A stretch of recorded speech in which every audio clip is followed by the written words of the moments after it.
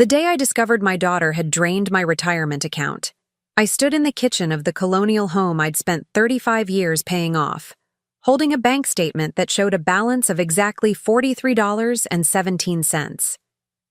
$327,000. Gone. My hands trembled as I traced the transfer history. 27 withdrawals over 8 months, all authorized with my information. The room spun as reality crashed down on me. Rebecca, my only daughter, the child I'd sacrificed everything for, had systematically stolen my future while telling me she was helping manage my finances. Before we jump back in, tell us where you're tuning in from, and if this story touches you, make sure you're subscribed, because tomorrow I've saved something extra special for you. That was the moment something hardened inside me. I folded the statement with deliberate precision and slipped it into my pocket. The house Rebecca had grown up in, the home she'd been reminding me was too big for one person, and how she couldn't wait to raise her children here someday. Well, she'd learn exactly what happens when you mistake maternal love for weakness. I never planned to be a single mother. Richard and I had built what I thought was a perfect life together. A charming home in Oak Ridge with the wraparound porch I'd always dreamed of, promising careers, and plans for at least 3 children. Rebecca came along right on schedule, a beautiful baby girl with her father's dark curls and dimpled smile. I was 31, working as a nurse practitioner at the regional medical center, and Richard had just made partner at his architectural firm. When Rebecca was 4, Richard developed a persistent cough. 6 months later, I was a widow, watching them lower my husband's casket into frozen ground, holding our daughter's mittened hand. Lung cancer, non-smoker, 38 years old. The statistical improbability of it all seemed like some cosmic joke. The life insurance barely covered the funeral expenses and remaining medical bills. I was suddenly the sole provider for a heartbroken child and a mortgage that stretched beyond my single income. The logical choice would have been selling the house, moving somewhere less expensive, starting fresh. But this home held Richard's fingerprints, the back deck he'd built, himself, the height markings on the kitchen doorframe, the study where he'd sketched his designs. More importantly, it was the only home Rebecca had known. "Mommy, are we going to move away?" she'd asked one night, clutching her favorite stuffed rabbit. Her eyes, so much like her father's, were wide with fear of more loss. "No, sweetheart," I promised. "This is our home. We're staying right here." That promise shaped the next 3 decades of my life. I picked up extra shifts at the hospital, working nights and weekends. When that wasn't enough, I added home health visits on my days off. Sleep became a luxury. I lived on coffee and determination. The mortgage payment always came first, then Rebecca's needs, then, if anything remained, my own. Rebecca was an exceptional child, bright, creative, and deeply sensitive. She felt her father's absence like a physical wound, developing anxieties that required therapy I could barely afford. But I made it work. When she showed musical talent, I found a way to pay for piano lessons. When she needed braces, I took a temporary weekend position at a nursing home. When she was accepted to Westlake Academy, a prestigious private high school, I remortgaged the house to cover the tuition. "You're working too hard, Mom," she'd sometimes say, watching me massage my swollen feet after an 18-hour shift. "I'm fine, honey. This is what mothers do," I'd reply, hiding my exhaustion behind a smile. By the time Rebecca left for Glenwood University, I'd paid off the second mortgage and was finally making headway on retirement savings. At 49, I was 2 decades behind where financial planners said I should be, but I was catching up, contributing the maximum to my 401k and adding to a separate retirement account monthly. Rebecca graduated with honors in business administration, and I felt a profound sense of accomplishment. All those sleepless nights and missed vacations had been worth it. My daughter would have the opportunities I'd sacrificed. When Rebecca announced she was engaged to Jason, a financial advisor she'd met during her senior year. I was thrilled. He came from a wealthy family, was clearly ambitious, and seemed to adore my daughter. I spent $22,000 on their wedding, draining my emergency fund but telling myself it was an investment in her happiness. The newlyweds settled in Oak Ridge, just 20 minutes from my home, and for a while, everything seemed perfect. 3 years. Later, their perfect facade began to crack. Rebecca called one evening, her voice tight with controlled tears. "Mom, I need to talk to you about something important." Over coffee at my kitchen table, she confessed that Jason's financial advisory firm was struggling. They'd overextended on their mortgage for a house in the right neighborhood. Credit. Card debt had spiraled as they tried to maintain appearances among his affluent colleagues. "We're drowning, Mom," she whispered.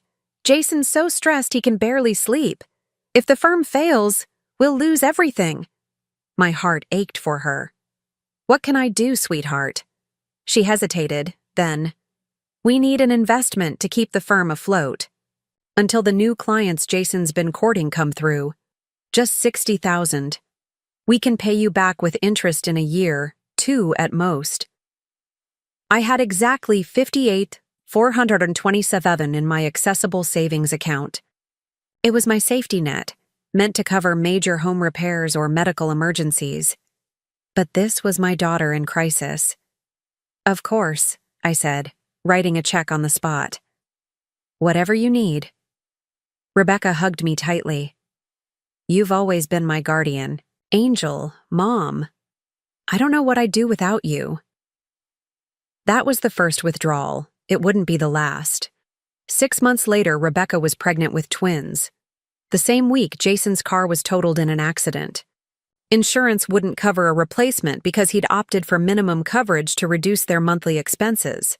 They needed another $15,000. A year after that, their roof developed a significant leak during a harsh winter storm. $22,000.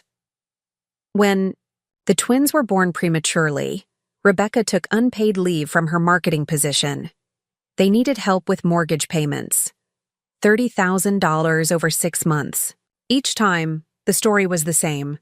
Just until things stabilized, just until Jason's business turned the corner, just until Rebecca could return to work.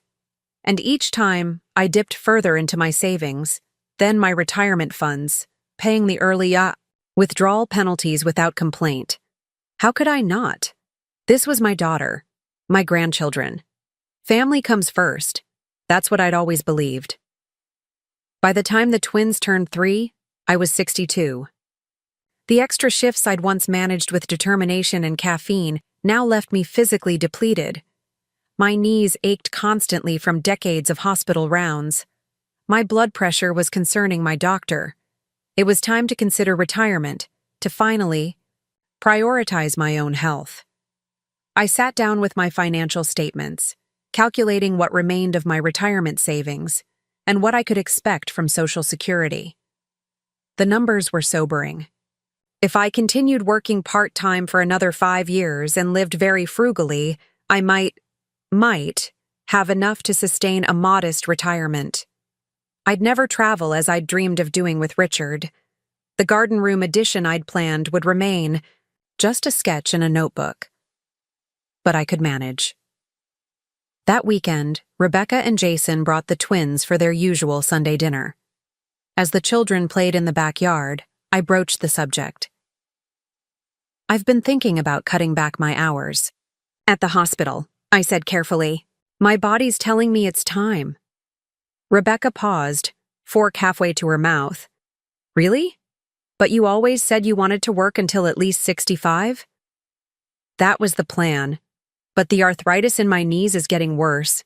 Dr. Winters says if I don't reduce the strain now, I could be looking at replacement surgery within a few years." Jason cleared his throat. "What about your finances? Healthcare is expensive these days."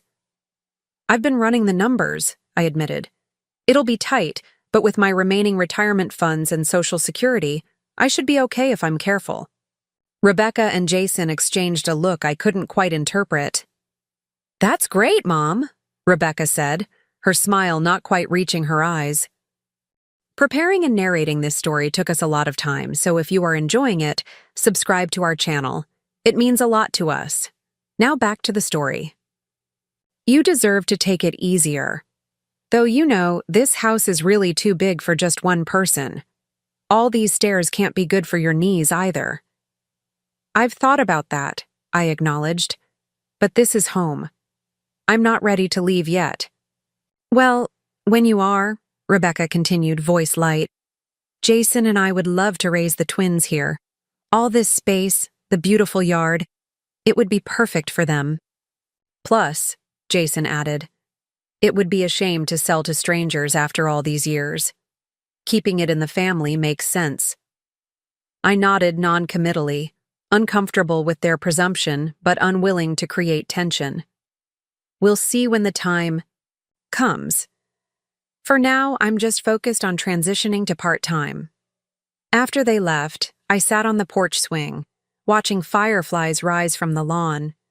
Richard and I had spent countless evenings here, planning our future, dreaming of grandchildren playing in this very yard. Now that future had arrived, but without him, and with a disquieting undercurrent I couldn't quite name. The next morning, I called my bank to begin the process of consolidating my remaining retirement accounts in preparation for the reduced income ahead. That's when the representative's concerned voice changed everything. Ms. Sullivan, are you aware of the recent withdrawals from your retirement account? Withdrawals? No, I haven't made any withdrawals recently. There was a pause. According to our records, there have been multiple withdrawals over the past 8 months, totaling just over $300,000. The room tilted. That's impossible. I never authorized those. The transactions were processed with your correct authorization codes and security questions, ma'am. The most recent was 3 days ago for $45,000. 3 days ago, the day before our Sunday dinner. The day before Rebecca suggested I should consider giving them my house. I need all the documentation you have on these withdrawals, I said, my voice strangely calm despite the earthquake happening inside me. Every date, amount, and where the money was sent. When the bank statements arrived by secure email an hour later, the truth was undeniable. Every withdrawal had been transferred to an account I recognized, the joint business account Rebecca had asked me to add funds to that first time, when she'd written down all the details for my reference. My own daughter had systematically drained my retirement savings without my knowledge or consent. While I worked extra shifts despite my failing knees, while I pinched pennies and deferred my own dreams, she and Jason had been stealing my future. As the reality sank in, something shifted within me. The maternal instinct to protect, to forgive, to sacrifice. It didn't disappear, but it was joined by something else, something with edges, a determination to protect myself with the same fierce devotion I'd always directed toward my daughter. I picked up the phone and called not Rebecca, but someone else entirely, James Whitaker, a real estate attorney who'd been a patient of mine years ago when he was battling lymphoma. I'd spent countless hours at his bedside during his darkest days, and he'd always told me to call if I ever needed anything. James, I said when he answered, I think I'm finally going to take you up on that offer. Part 2. The Betrayal Unveiled. The next Sunday dinner arrived with painful predictability. Rebecca, Jason, and the twins appeared on my doorstep at precisely 4 o'clock, the children clutching crayon drawings and Jason carrying his usual bottle of mid-priced wine that I suspected was meant to impress me more than be enjoyed. I'd spent the week in a strange state of calm preparation. After my meeting with James, I'd contacted the bank's fraud department, my financial advisor, and finally, Detective Lorraine Harper at the Oak Ridge Police Department. With each conversation, I felt less like a victim and more like a woman reclaiming her power. Grandma! The twins, Sophia and Lucas, wrapped their arms around my legs.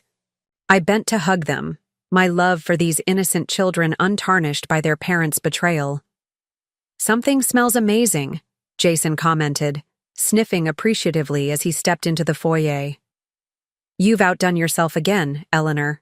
I smiled, thinly. Just an old family recipe, nothing special. Rebecca kissed my cheek. You look tired, Mom. Are those extra shifts still wearing you down? Actually, I've made some decisions about that, I replied, leading them into the dining room where the table was set with my good china, Richard's grandmother's wedding set that we only used for special occasions. Special dinner tonight? Rebecca asked, raising an eyebrow at the formal settings. You could say that.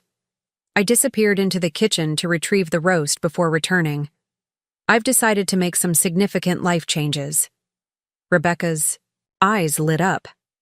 Oh? Like what? For starters, I've decided to sell the house. The silence that followed was absolute. Even the twins seemed to sense the sudden tension, their little forks pausing mid-air. Sell the house? Rebecca repeated, her voice pitched higher than normal. But Mom, we've talked about this. There's no need to sell. When you're ready to downsize, Jason and I can move in, keep it in the family. That was the plan, I agreed, cutting into my roast with deliberate precision. But plans change, like retirement plans, for instance. Jason shifted uncomfortably in his chair. What do you mean? I took a sip of water, maintaining eye contact with my son-in-law. I met with my financial advisor this week. Imagine my surprise when I discovered that my retirement accounts have been nearly emptied. Over $300,000 gone in just 8 months. Rebecca's face drained of color. Mom, I can explain. I'm sure you can, Rebecca. You've always been excellent at explanations, like explaining why you needed $60,000 to save Jason's business, or why you needed help with mortgage payments on a house you couldn't afford, or why, 3 days before suggesting I give you this house, you withdrew $45,000 from my retirement account without my knowledge or permission. Jason set down his fork with a clatter. Now wait a minute, Eleanor. This is a misunderstanding. Is it a misunderstanding that you used my personal information to authorize withdrawals I never approved? Is it a misunderstanding that you've stolen my retirement while planning to take my home as well? My voice remained steady, almost conversational. Because Detective Harper at the Fraud Division doesn't think it's a misunderstanding at all. She thinks it's felony theft and identity fraud. Rebecca's composure cracked. Tears spilled down her cheeks. Mom, please. We were desperate. Jason's business had setbacks. Setbacks that apparently required my entire retirement fund to address? I shook my head. I've seen your credit. Card statements, Rebecca. The luxury vacations, the designer clothes, the country club membership. That doesn't look like desperation to me. You went through our financial records? Jason demanded, outrage replacing his earlier discomfort. No, Detective Harper did. With a warrant. I smiled thinly. It turns out that when you commit financial fraud against a senior citizen, law enforcement takes it quite seriously. Rebecca pushed back from the table, trembling. Mom, you can't be serious. You called the police on us? Your own daughter? My own daughter who stole from me? I countered. Yes, I did. We were going to pay you back, Jason interjected, desperation edging his voice. We just needed more time. The market's been volatile. Save the financial? Advisors speak for someone who hasn't seen your personal accounts. I cut him off. You had no intention of paying me back. You were waiting for me to retire, to become dependent on you, so I'd have no choice but to sign over this house. Then, you'd probably move me into some budget-assisted living facility while you raised your children in my home. Rebecca's tears turned to sobs. That's not true. We love you. Love doesn't empty bank accounts without permission, Rebecca. What about the twins? She cried, gesturing to the children who were now wide-eyed and confused by the adults' distress. They're your grandchildren. Would you really see their parents go to jail? It was the lowest blow, using the children as emotional shields. I looked at my grandchildren, my heart breaking for what they would soon learn about their parents. The twins are precisely why I've made the arrangements I have, I said quietly. Detective Harper has agreed to delay filing charges on one condition: full restitution of all stolen funds, plus the legal fees I've incurred, within 30 days. Jason's face hardened. That's impossible. We don't have that kind of liquid capital. Then I suggest you start selling things, I replied. Your vacation home at Lake Geneva would be a good start. Or perhaps those investment properties you purchased last year, with my money, apparently. Rebecca stared at me, shock and betrayal written across her face. How did you know about those? As I said, Detective Harper has been thorough. Jason stood abruptly. This is ridiculous. You won't go through with this. She's bluffing, Rebecca. I met his gaze steadily. The house goes on the market tomorrow, Jason. I've already signed with Westside Realty. The proceeds will help fund my retirement, what's left of it, and I'll be moving to Sandpiper Shores next month. The retirement community? Rebecca looked horrified. Mom, that place is for old people who can't take care of themselves. Actually, it's for people who want security, community, and freedom from home maintenance, I corrected her. They have an excellent wellness center that will help with my arthritis, and the 2-bedroom unit I've reserved has a lovely view of the bay. But what about us? Rebecca whispered. What about family Sunday dinners and the twins growing up? In this house? You should have thought about that before you decided to steal my future, I said, my voice finally betraying a hint of the grief beneath my resolve. Now, I think it's time for you to leave. My attorney will be contacting you tomorrow with the restitution details. Jason grabbed Rebecca's arm. Come on, we're not staying here to be insulted.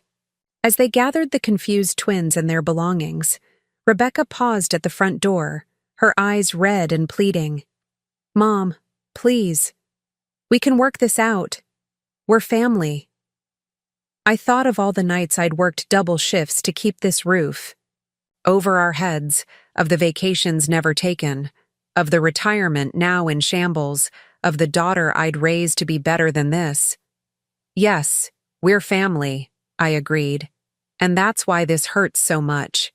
But being family doesn't mean I'll let you destroy me. After they left, I sat alone in the sudden silence of my dining room, surrounded by half-eaten food on my best china. For the first time in decades, I allowed myself to cry. Not for the money lost, but for the daughter I thought I knew. Part 3. The Hidden Reserve. What Rebecca and Jason didn't know, couldn't have known, was that I wasn't entirely without resources. The retirement accounts they'd drained represented the bulk of my financial security. Yes, but not all of it. There was one account they hadn't discovered, one secret I'd kept even from my daughter. 3 years after Richard died, when Rebecca was 7, I received a letter from my husband's former college roommate, Michael Chen.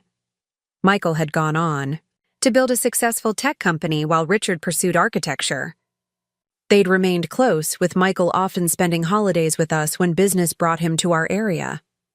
I've never forgotten how Richard supported me during our college years, Michael wrote. When my parents cut me off for changing my major from medicine to computer science, it was Richard who shared his meal plan with me, who let me sleep on his dorm room floor until I found work. Without him, I might have had to drop out. Everything I've built since then, I owe in part to his kindness. The letter contained a check for $75,000, an enormous sum for a struggling widow, and instructions to invest it for Rebecca's education. Richard would want his daughter to have every opportunity, Michael explained. I followed his instructions, setting up a college fund for Rebecca.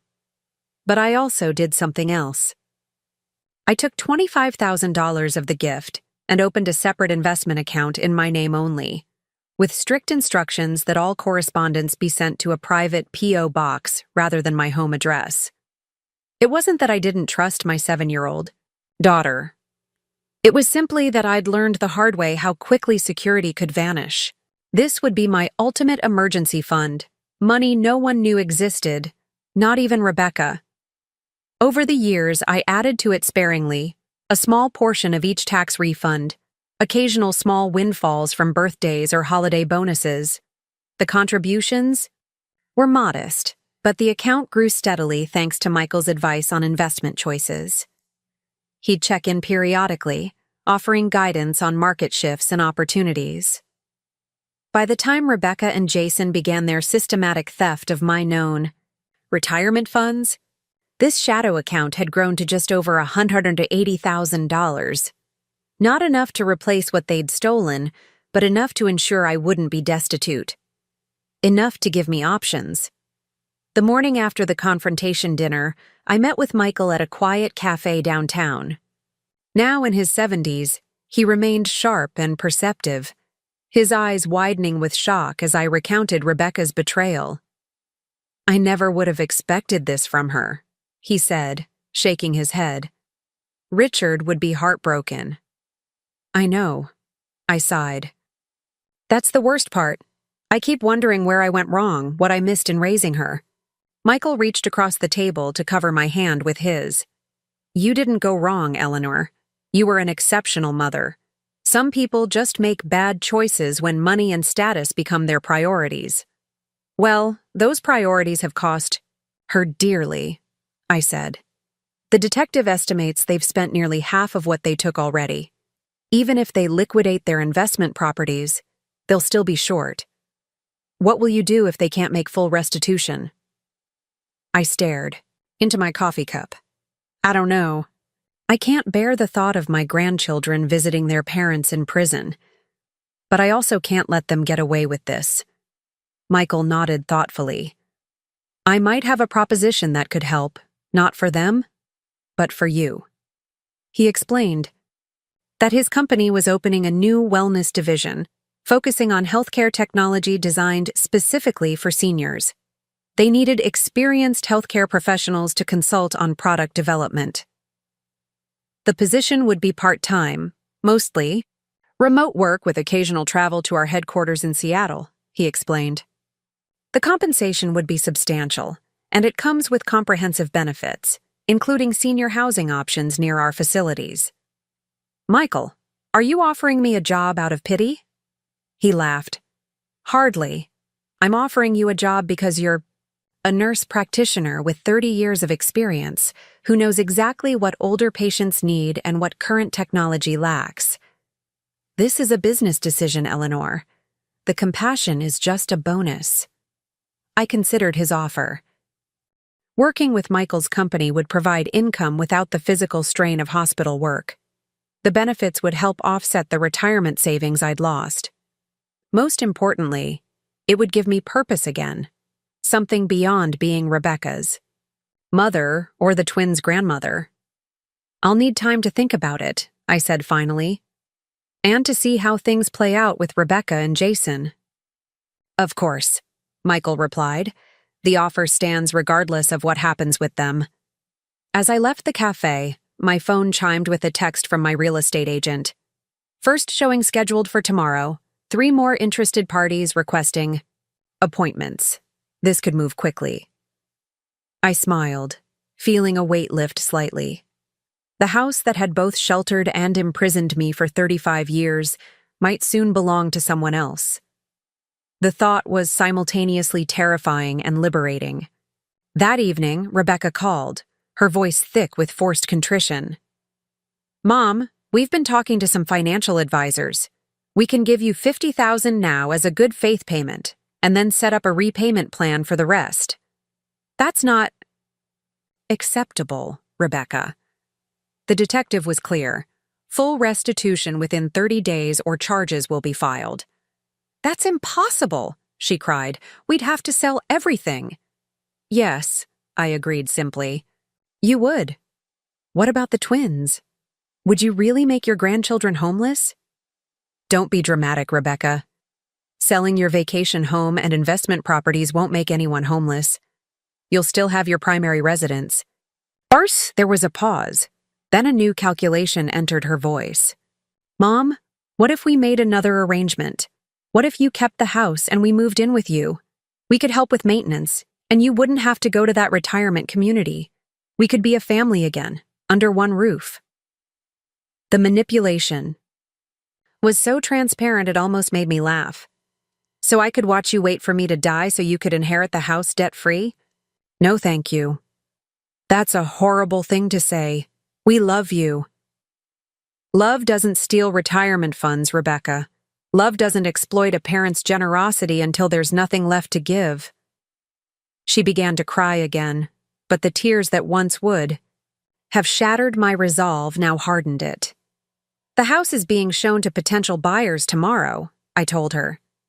I suggest you focus your energy on finding the money you took from me. After hanging up, I walked through the house, touching the familiar walls, the door frames where Richard had measured Rebecca's height each birthday, the banister he'd carved by hand. So many memories lived in these walls. But a house isn't memories. It's wood and stone and glass. The memories would travel with me. In my bedroom closet, behind winter coats and old photo albums, I found the small fireproof box where I kept our most important documents. Inside was Richard's wedding ring, which I'd removed from his finger at the hospital before they took him away. Next to it lay a sealed envelope with Rebecca's name on it, a letter I'd written on her wedding day, intended to be given to her if anything happened to me. I opened it now, reading the words I'd penned with such love and hope 7 years earlier. My dearest Rebecca, if you're reading this, I'm no longer with you. I want you to know that being your mother has been the greatest privilege of my life. Every sacrifice, every long shift, every penny saved, it was all for you, and I would do it all again in a heartbeat. This house that now belongs to you has sheltered 3 generations of love. Your father's spirit lives in its bones, just as yours lives in its heart. Care for it as we cared for you, with unwavering devotion and endless love. Remember that true wealth isn't measured in property or possessions, but in the lives we touch and the love we share. You have been my greatest treasure, my most precious gift. All my love, always, Mom. I folded the letter and placed it back. In the envelope, sealing away the mother I'd been, trusting, self-sacrificing to a fault, blind to the entitlement I'd accidentally nurtured. That woman belonged to the past, along with the dream of a daughter who valued character over comfort.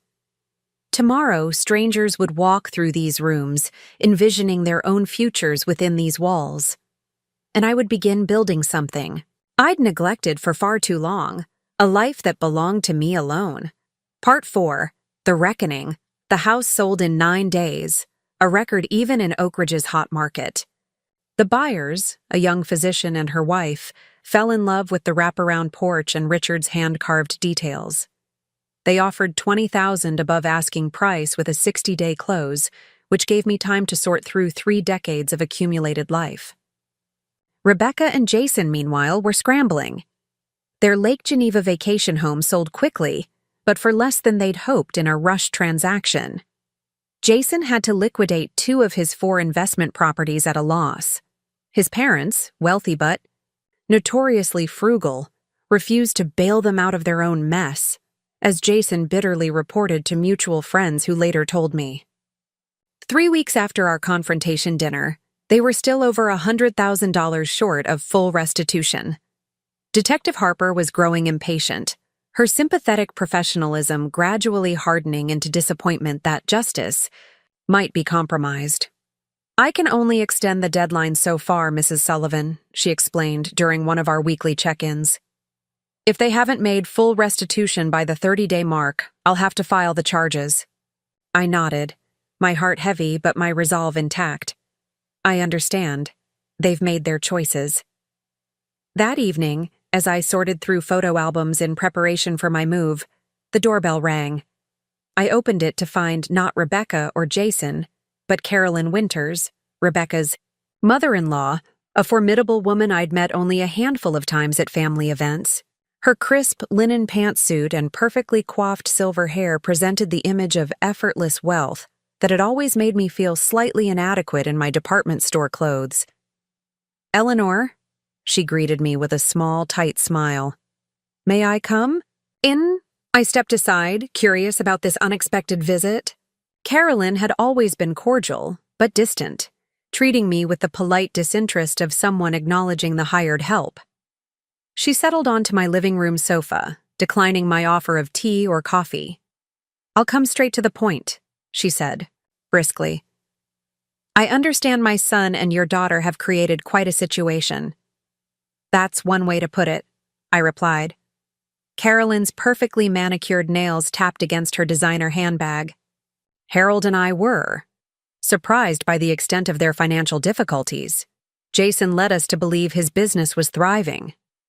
I almost laughed.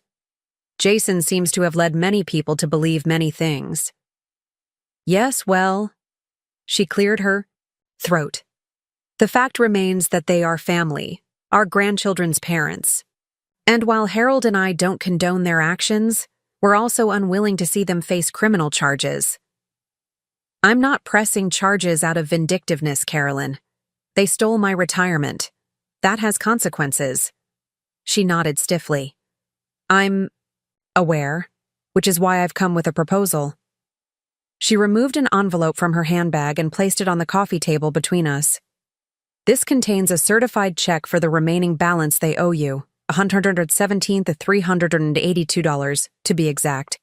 If you accept it, the matter can be considered resolved, and you can instruct your detective friend to close the case." I stared at the envelope. "You're bailing them out." "I prefer to think of it as protecting our grandchildren from unnecessary trauma," she replied. "The money is a loan, not a gift.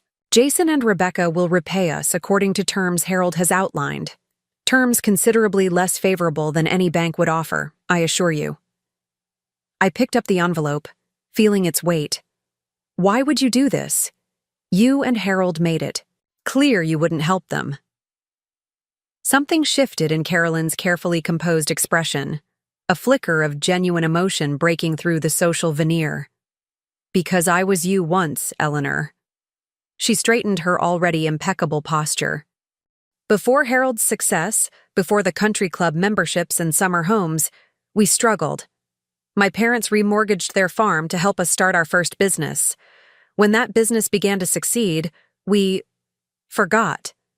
We became so focused on climbing higher that we neglected to remember who gave us the first rung on the ladder." Her voice softened almost imperceptibly. "My parents died before we could properly repay them, not just financially, but with the respect and gratitude they deserved. It's a debt I can never settle, a regret I'll carry to my grave." I hadn't expected this vulnerability from the perpetually composed Carolyn Winters. It humanized her in a way that made my next decision both easier and more difficult. "I appreciate your offer," I said carefully, "but there's something you should know before I accept it." I explained about Michael's job offer, about the secret investment account, about my plans for a new life beyond this house and the role of family caretaker. "I'm not destitute," I concluded. "I would have managed, even without full restitution." Carolyn studied me with new interest. "Yet, you let them believe their actions had left you financially ruined." "I let them face the consequences of what they thought they were doing," I corrected. "Their intent was to leave me dependent and vulnerable. The fact that they didn't entirely succeed doesn't lessen the betrayal." A small smile played at the corners of Carolyn's lips, not the practiced social smile she typically wore, but something more genuine. "I underestimated you, Eleanor. We all did, it seems." "Most people do," I acknowledged, "including Rebecca." Carolyn tapped the envelope. "My offer stands, regardless of your hidden resources. What Jason and Rebecca did was wrong. They should make it right." I picked up the envelope and nodded. "I agree, and they will, to you. I hope the process teaches them something about integrity and consequences." "As do I," she replied, "though I'm not particularly optimistic." As she rose to leave, Carolyn paused, her expression thoughtful. You know, Eleanor, Harold and I, winter in Scottsdale. Our community has an excellent guest program for extended stays. If you'd ever like a change of scenery from Sandpiper Shores, you'd be welcome. The offer surprised me, an olive branch from the last place I'd expected one. Thank you, Carolyn. I might take you up on that someday. After she left, I called Detective Harper to inform her that full restitution had been made, and I would not be pursuing charges.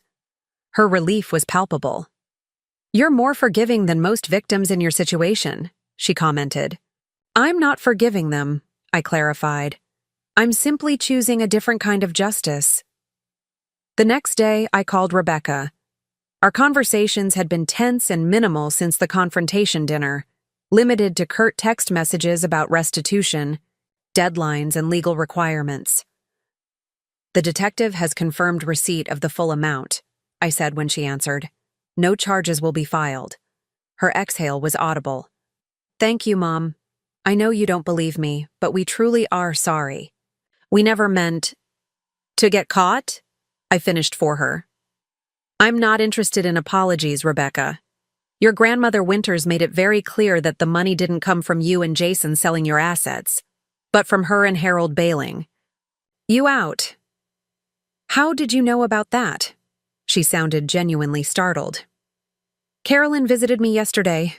We had an enlightening conversation about family obligations and personal integrity. Rebecca was quiet for a moment. So what happens now? It was the question I'd been asking myself for weeks. What does happen when the person you've sacrificed everything for betrays you so completely? When the future you've imagined, Sunday, dinners with grandchildren, holidays together, the continuity of family, shatters like glass? Now we go our separate ways, I said simply. The house closes in 5 weeks. I'll be moving to Sandpiper Shores after that. And us? What about the twins? Are they just never going to see their grandmother again? The mention of Sophia and Lucas sent a pang through my heart. They were innocent in all this, these bright-eyed children who shared Richard's dimpled smile. The twins are welcome to visit me once I'm settled, I said carefully. With appropriate supervision. Supervision? You mean you don't trust us to bring them? No, Rebecca, I don't. Trust is earned, and you've depleted yours entirely. Her voice hardened. So that's it? 32 years of being your daughter? Erased because of one mistake? $327,000 spread across 27 unauthorized withdrawals isn't one mistake, I reminded her. It's a calculated campaign of theft against your own mother. Mom, please, she whispered, her voice breaking. We can fix this. We can go to family counseling, rebuild our relationship. Don't throw away everything we've been to each other. For a fleeting moment, I wavered. Beneath the hurt and anger, I still loved my daughter. I still remembered the little girl who'd crawl into my lap after Richard died, both of us seeking comfort in each other's warmth. Was I really prepared to sever that bond completely? Then I remembered the bank statement showing just $43 in my retirement account. I remembered how they'd planned to move me out of my own home. I remembered the calculated deception over months and years. I'm not throwing away anything, Rebecca. I'm acknowledging what's already been lost. My voice remained steady. Goodbye. I hung up before she could respond, before her tears could weaken my resolve. Then I returned to the task of sorting through decades of accumulated life, deciding what to keep and what to release. The next 5 weeks passed in a blur of activity. I donated furniture to a women's shelter, gave Richard's architectural books to a local college program, and sorted through countless boxes of mementos. Michael helped arrange for movers and personally drove me to preview my new apartment at Sandpiper Shores. The retirement community surprised me with its vibrancy.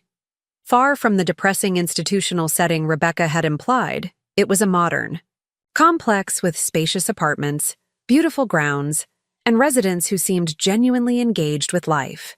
My two-bedroom unit overlooked a small bay where sailboats drifted on clear days.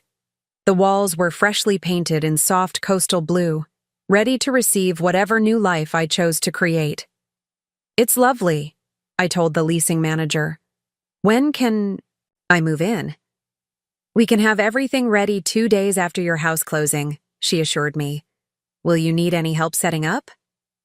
I glanced at Michael, who had appointed himself my unofficial moving coordinator. "I think I'm covered, thank you." On the drive back, Michael cleared his throat. "Have you heard from Rebecca lately?"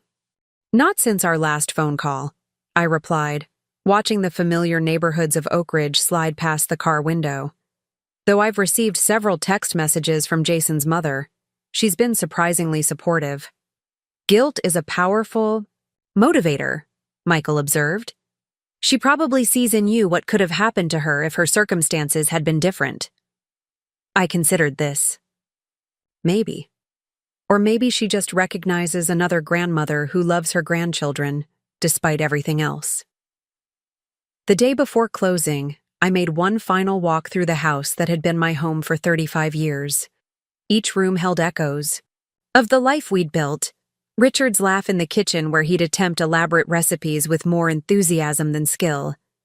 Rebecca's first steps across the living room floor. Countless quiet evenings on the porch swing, watching seasons change. Through decades. In Rebecca's old bedroom, I discovered a shoebox pushed to the back of the closet shelf, overlooked during her many retrievals of childhood belongings over the years. Inside were notes passed in high school, dried corsages from dances, and beneath those mementos, a handmade Mother's Day card from when she was 9. The crayon drawing showed 2 stick figures, one tall, one small, holding hands beside a house with a wraparound porch. Inside, in careful childish printing, "To the best mom ever. I promise to take care of you when you get old, just like you take care of me. Love, Rebecca." I traced the faded words with my fingertip, remembering the little girl who had made this promise with such earnest sincerity. Where had that child gone? At what point had gratitude transformed into entitlement, love into calculation? Perhaps the seeds had been planted in my own excessive sacrifices, in the unspoken message that my needs always came last. Perhaps in trying to give Rebecca everything, I'd failed to teach her the value of anything. I placed the card back in the box and returned it to the shelf. Let the new owners find it someday, this artifact of broken promises. I had carried enough weighty memories already. The house closing was straightforward. I signed the documents, accepted the cashier's check that represented the equity I'd built over 3 decades, and handed over the keys to the excited young couple who would create their own history within those walls. "We'll take good care of it," the physician promised, clearly noting my emotional struggle to maintain composure. "I hope you'll be as happy there as we were," I replied, meaning it despite everything. The house deserved joy within its walls again. 2 days later, I moved into Sandpiper Shores. The transition was both easier and harder than I'd anticipated. Physically, the downsizing was liberating. Less space meant less maintenance, less cleaning, less responsibility. Emotionally, it meant acknowledging that the family life I'd built existed now only in memory. I arranged the few pieces of furniture I'd kept: Richard's reading chair, my grandmother's side table, the small escritoire where I'd paid bills for decades, and hung family photos on the walls. Not many, just enough to acknowledge the past without being consumed by it. Rebecca and the twins were there, in a portrait taken before the betrayal. Richard, too, his smile forever frozen in time. These were parts of my story, even the painful chapters. A week after moving in, I began my consulting work with Michael's company. The position challenged me intellectually while drawing on my years of nursing experience. For the first time in decades, I was valued for my professional expertise, rather than my capacity for self-sacrifice. The steady income, combined with my Social Security benefits and the secret investment account, provided a comfortable, if modest, lifestyle. Life settled into a new rhythm. Mornings were for work, video conferences, document reviews, occasional in-person meetings. Afternoons often found me in the community garden or walking along the shoreline path. Evenings brought dinner, with new friends in the communal dining room or quiet meals on my small balcony, watching the sunset paint the bay in watercolor hues. I was healing, adapting, discovering corners of myself long neglected during years of caretaking. Yet beneath the surface tranquility, a persistent undercurrent of grief remained, not just for the money stolen, but for the daughter I'd lost, the grandchildren now distant, the future I'd envisioned that would never come to pass. 6 weeks after moving to Sandpiper Shores, I received an unexpected visitor. I was returning from my morning walk when I spotted Carolyn Winters sitting on a bench near the entrance to my building. "Eleanor," she called, rising as I approached. "I hope you don't mind the unannounced visit. I was in the area for a charity board meeting." I gestured toward the cafe at the community center. "Would you like some coffee? They make a decent cappuccino." Over coffee, Carolyn updated me on family matters with clinical precision. "Rebecca and Jason have put their house on the market," she reported. "They're downsizing to something more reasonable, per Harold's conditions for the loan repayment." "How are they taking that?" I couldn't help asking. A small, satisfied smile curved Carolyn's lips. "About as well as you'd expect. Rebecca blames Jason for their financial troubles. Jason blames her spending habits. They're in marriage counseling, though I'm not particularly optimistic. And the twins?" Her expression softened. "The twins are resilient, as children often are. They've been spending more time with us recently." She hesitated, then added, "They ask about you." The simple statement pierced my carefully constructed defenses. "What do you tell them?" "That their grandmother loves them very much, but she needed to move to a new home by the water." Carolyn studied me carefully. "Was I wrong?" "No," I said quietly. "That's true." Carolyn reached into her handbag and withdrew an envelope. "Sophia made this for you. Lucas contributed the dinosaur stickers." Inside was a crayon drawing of a stick figure with gray hair standing beside what appeared to be water, with a lopsided sun overhead. Multicolored dinosaur stickers paraded across the bottom of the page. "We miss you, Grandma," was printed in wobbly letters. I traced the childish handwriting, my throat tight with emotion. "Thank you for bringing this." Carolyn nodded. "They're innocent in all this, Eleanor. Whatever Rebecca and Jason have done, the children shouldn't lose their grandmother." "I never intended for them to," I admitted. "I just needed space to process everything." "And have you processed it?" I considered the question seriously. "Not entirely. I'm not sure I ever will fully understand how my own daughter could do what she did." "Speaking as a mother who's made her share of mistakes," Carolyn said carefully, "sometimes our greatest failures come from believing we're doing the right thing." She stirred her coffee thoughtfully. Rebecca convinced herself. She was simply redistributing family resources, taking what would eventually be hers anyway. That doesn't justify it. "No," Carolyn agreed. "It doesn't, but understanding the rationalization might help with the processing." We sat in silence for a moment, two grandmothers linked by circumstances neither of us could have anticipated. "Would you be open to seeing the twins?" Carolyn finally asked. "Harold and I could bring them for a visit. No Rebecca or Jason involved." The offer was tempting, a chance to maintain my relationship with my grandchildren without facing the daughter who had betrayed me. Yet something about it felt wrong, like building a family connection on a foundation of secrets and omissions. "I appreciate the offer," I said carefully. "But I think that would be confusing for the children. They shouldn't have to navigate adult conflicts or keep secrets from their parents." Carolyn raised an eyebrow. "Are you saying you're ready to see Rebecca again?" "I'm saying I need to find a way forward that doesn't require pretending the past didn't happen. but also doesn't deny the twins a relationship with both their grandmother and their parents, I clarified. I just don't know what that looks like yet. Carolyn nodded, seemingly satisfied with my answer. When you figure it out, let me know. In the meantime, Harold and I will make sure they don't forget you. After she left, I sat on my small balcony, watching sailboats tack against the wind on the bay. The children's drawing lay on my lap, bright and innocent against the muted tones of my new life. I couldn't bring myself to cut Rebecca and Jason out of my life completely, not if it meant losing Sophia and Lucas as well. But neither could I simply forgive and forget, pretending that trust hadn't been irreparably damaged. There had to be a middle path, some way to move forward with clear eyes and firm boundaries. I just needed to find it. The opportunity came sooner than I expected. 2 days later, my phone rang with Rebecca's number. I nearly declined the call out of habit, but found myself answering instead. "Mom?" Her voice sounded different, less entitled, more hesitant. "Is this a bad time?" "I have a few minutes," I replied neutrally. "What is it, Rebecca?" She took a deep breath. "We're selling the house, the big one with the media room and the 3-car garage.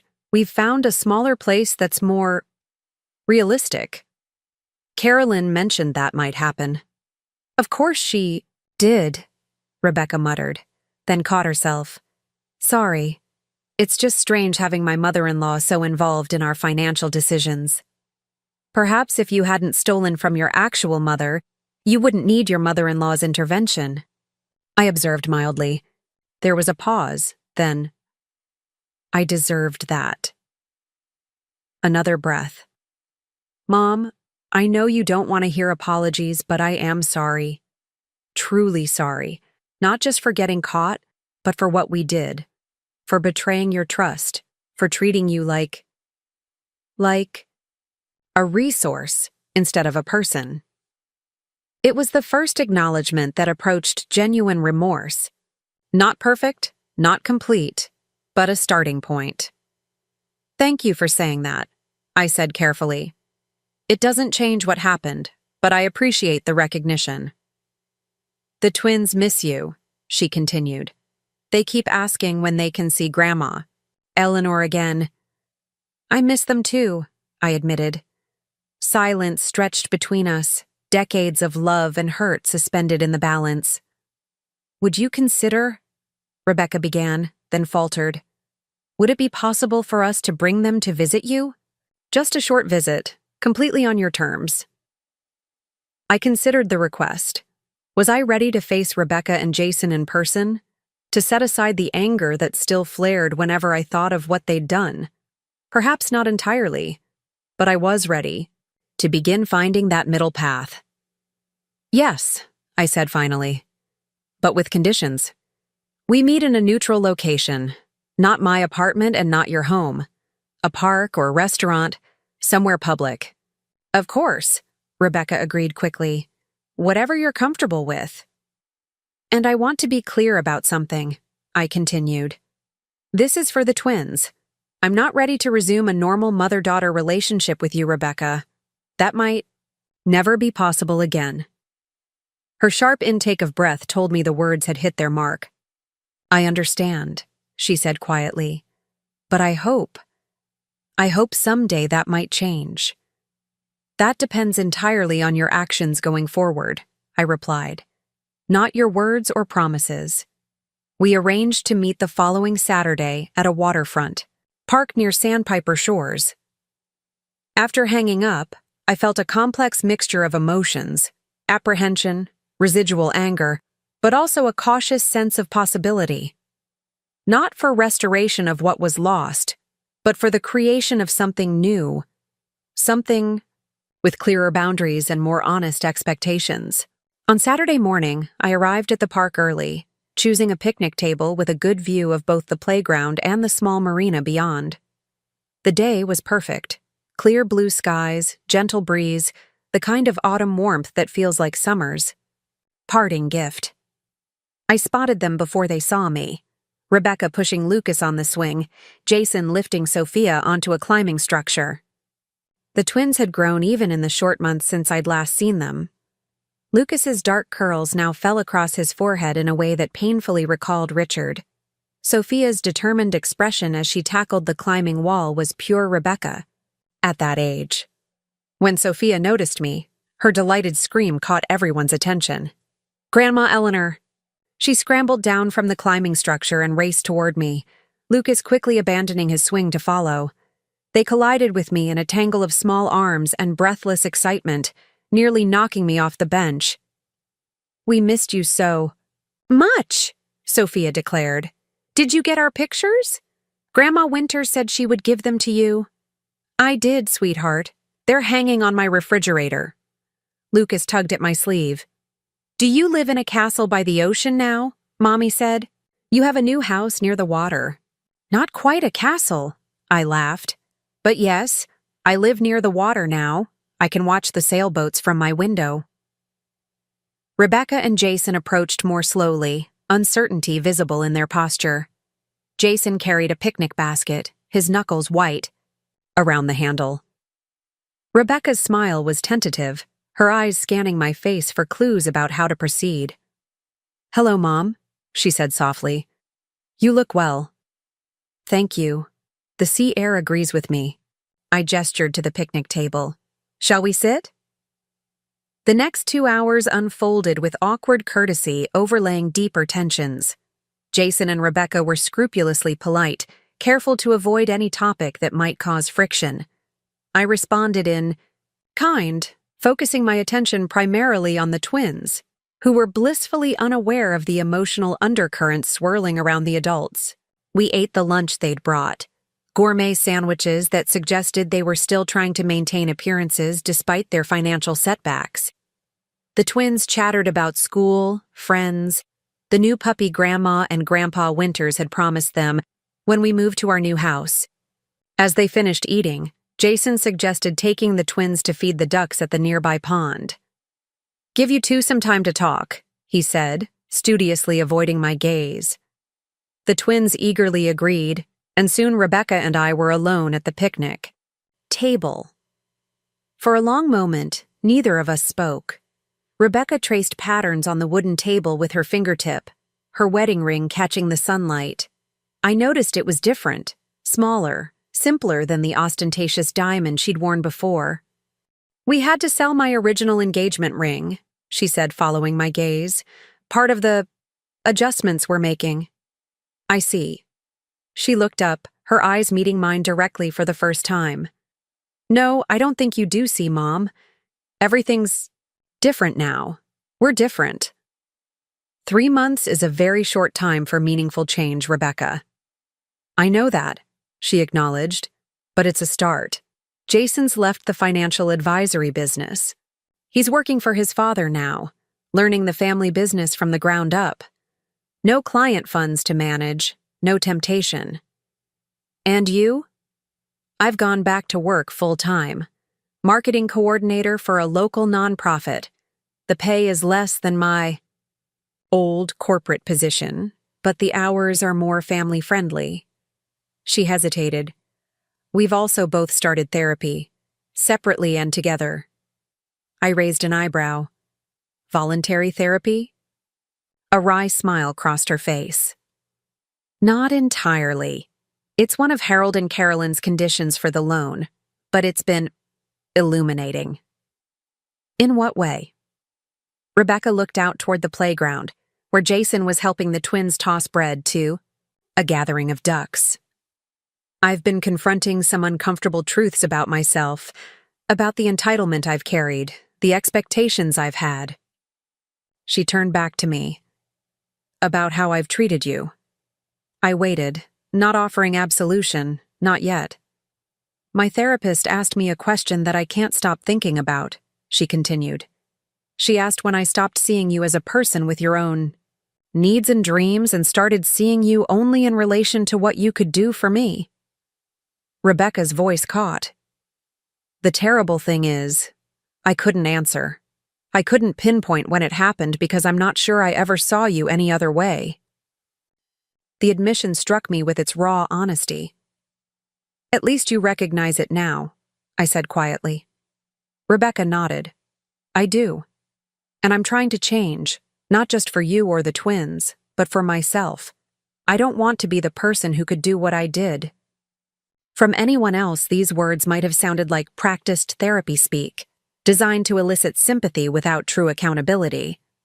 But I knew my daughter. For all her flaws, direct dishonesty had never been among them. Her betrayal had been one of entitlement and rationalization, not calculated deception. What do you want from me, Rebecca? I asked finally. Beyond these occasional visits with the twins? She considered the question seriously. I want a chance to earn back your trust. Not all at once, not without conditions or boundaries, just a chance to show you that I can change, that we can have a different kind of relationship. She twisted her new, simpler wedding band. I don't expect forgiveness. I just want the opportunity to try to deserve it someday. It was perhaps the most mature thing I'd ever heard my daughter say, an acknowledgement of consequences without demands for immediate reconciliation. It didn't erase the hurt or rebuild the trust, but it cracked open a door I'd thought permanently sealed. I can't promise anything, I said carefully, but I'm willing to take small steps. These visits with the twins can continue. Maybe once. A month for now. Relief flooded her face. Thank you. That means everything. And Rebecca? I added, my voice firmer. If there's ever another breach of trust, any deception, any manipulation, that will be the end. Permanently. Do you understand? She nodded solemnly. I understand. Completely. Jason returned with the twins, who were eager to show me the duck friends they'd made. The remainder of our visit passed more easily, the initial tension partially diffused by the honest conversation. When it was time to leave, the twins hugged me tightly, extracting promises that they could visit my ocean house soon. Maybe next time, I agreed, looking to Rebecca for confirmation. She nodded, understanding the gradual nature of the trust we were attempting to rebuild. As they walked toward their car, a modest sedan that had replaced the luxury SUV they'd once driven, Rebecca turned back. Mom? Thank you for giving us this chance. We won't waste it. I watched them drive away, feeling neither the sharp pain of betrayal nor the comfortable warmth of reconciliation, but something in between, a cautious hope that from the ashes of what had been destroyed, something healthier might eventually grow. Part 5. A life-reclaimed winter settled over the bay, bringing shorter days and long contemplative evenings. I developed a routine that centered me. Morning walks along the shore regardless of weather, afternoons dedicated to Michael's healthcare technology projects, evenings filled with new friendships and activities at Sandpiper Shores.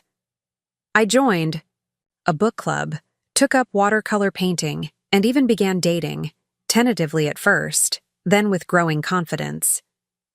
Charles, a retired English professor with kind eyes and a wicked sense of humor, became a regular dinner companion. We shared a love of classic films and spirited debates about literature. His wife of 40 years had passed from the same aggressive cancer that had taken Richard, creating a bond of shared understanding between us. Grief changes shape, but it never truly leaves, he told me one evening as we walked along the lamplit shoreline path. It becomes part of the landscape of your heart. Like the house I lost, I mused. No longer mine, but still somehow part of me. He nodded, understanding without needing further explanation. That was the gift of finding connection later in life, the shared vocabulary of experience, the comfortable acknowledgement of complexity. My monthly visits with the twins expanded, to include occasional dinners at family-friendly restaurants, weekend outings to museums or parks. Rebecca and Jason maintained a respectful distance during these times, never pushing for more intimacy than I was prepared to offer, never making demands or assumptions. Their financial situation stabilized with their downsized lifestyle and reduced expectations. They repaid half of Carolyn and Harold's loan ahead of schedule. Small gestures began to accumulate. Birthday cards with handwritten notes rather than generic signatures, thoughtful questions about my work with Michael's company, genuine interest in my new activities and friendships. None of these erased what had happened, but they created a foundation for something different, something potentially healthier. Christmas approached, bringing with it the weight of traditions and expectations. In previous years, the holiday had always been celebrated at my house, the formal dining room set with Richard's grandmother's china, the living room dominated by a perfectly decorated tree, stockings hung from the mantel for each family member. This year would necessarily be different. My apartment at Sandpiper Shores, though comfortable, couldn't accommodate elaborate celebrations. More significantly, the emotional landscape had shifted too dramatically for simple continuity of traditions. A week before Christmas, Carolyn called me. "Harold and I are hosting Christmas dinner this year," she announced without preamble. "We'd like you to join us." The invitation surprised me. "That's very kind, but are you sure? Won't it be awkward?" "Undoubtedly," she replied dryly. "But the twins should have all their grandparents together for Christmas. And frankly, Eleanor, I've grown rather fond of you over these past months. You've handled an impossible situation with remarkable grace." I smiled at her characteristic blend of practicality and unexpected warmth. "In that case, I'd be honored. What can I bring?" "Just yourself. And perhaps that professor friend Charles that Rebecca mentioned you've been seeing. The more the merrier, as they say." Charles agreed to accompany me, equally amused and intrigued by the complex family dynamics he'd be witnessing. "It's like a holiday production of a modern Greek tragedy," he joked, "with slightly less bloodshed, one hopes." On Christmas Day, we arrived at the Winters' impressive colonial home bearing token gifts, books for the twins, wine for our hosts. Harold greeted us warmly, Carolyn with her characteristic blend of formality and genuine welcome.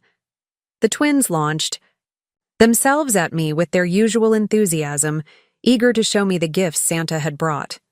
Rebecca and Jason appeared from the kitchen, their initial awkwardness giving way to genuine if careful warmth. Rebecca had cut her hair, the shorter style making her look both younger and somehow more mature. Jason seemed humbler, the slick confidence of the financial advisor replaced by a quieter demeanor. "Merry Christmas, Mom," Rebecca said, briefly embracing me. "I'm so glad you could come." Dinner was a masterpiece of Carolyn's organizational skills. The table set with elegant simplicity, the conversation guided away from potential landmines. Charles proved an unexpected asset, his academic background providing neutral topics and his gentle humor diffusing moments of tension.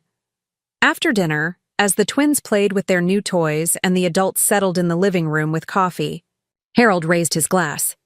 "To family," he said simply, in all its complicated glory.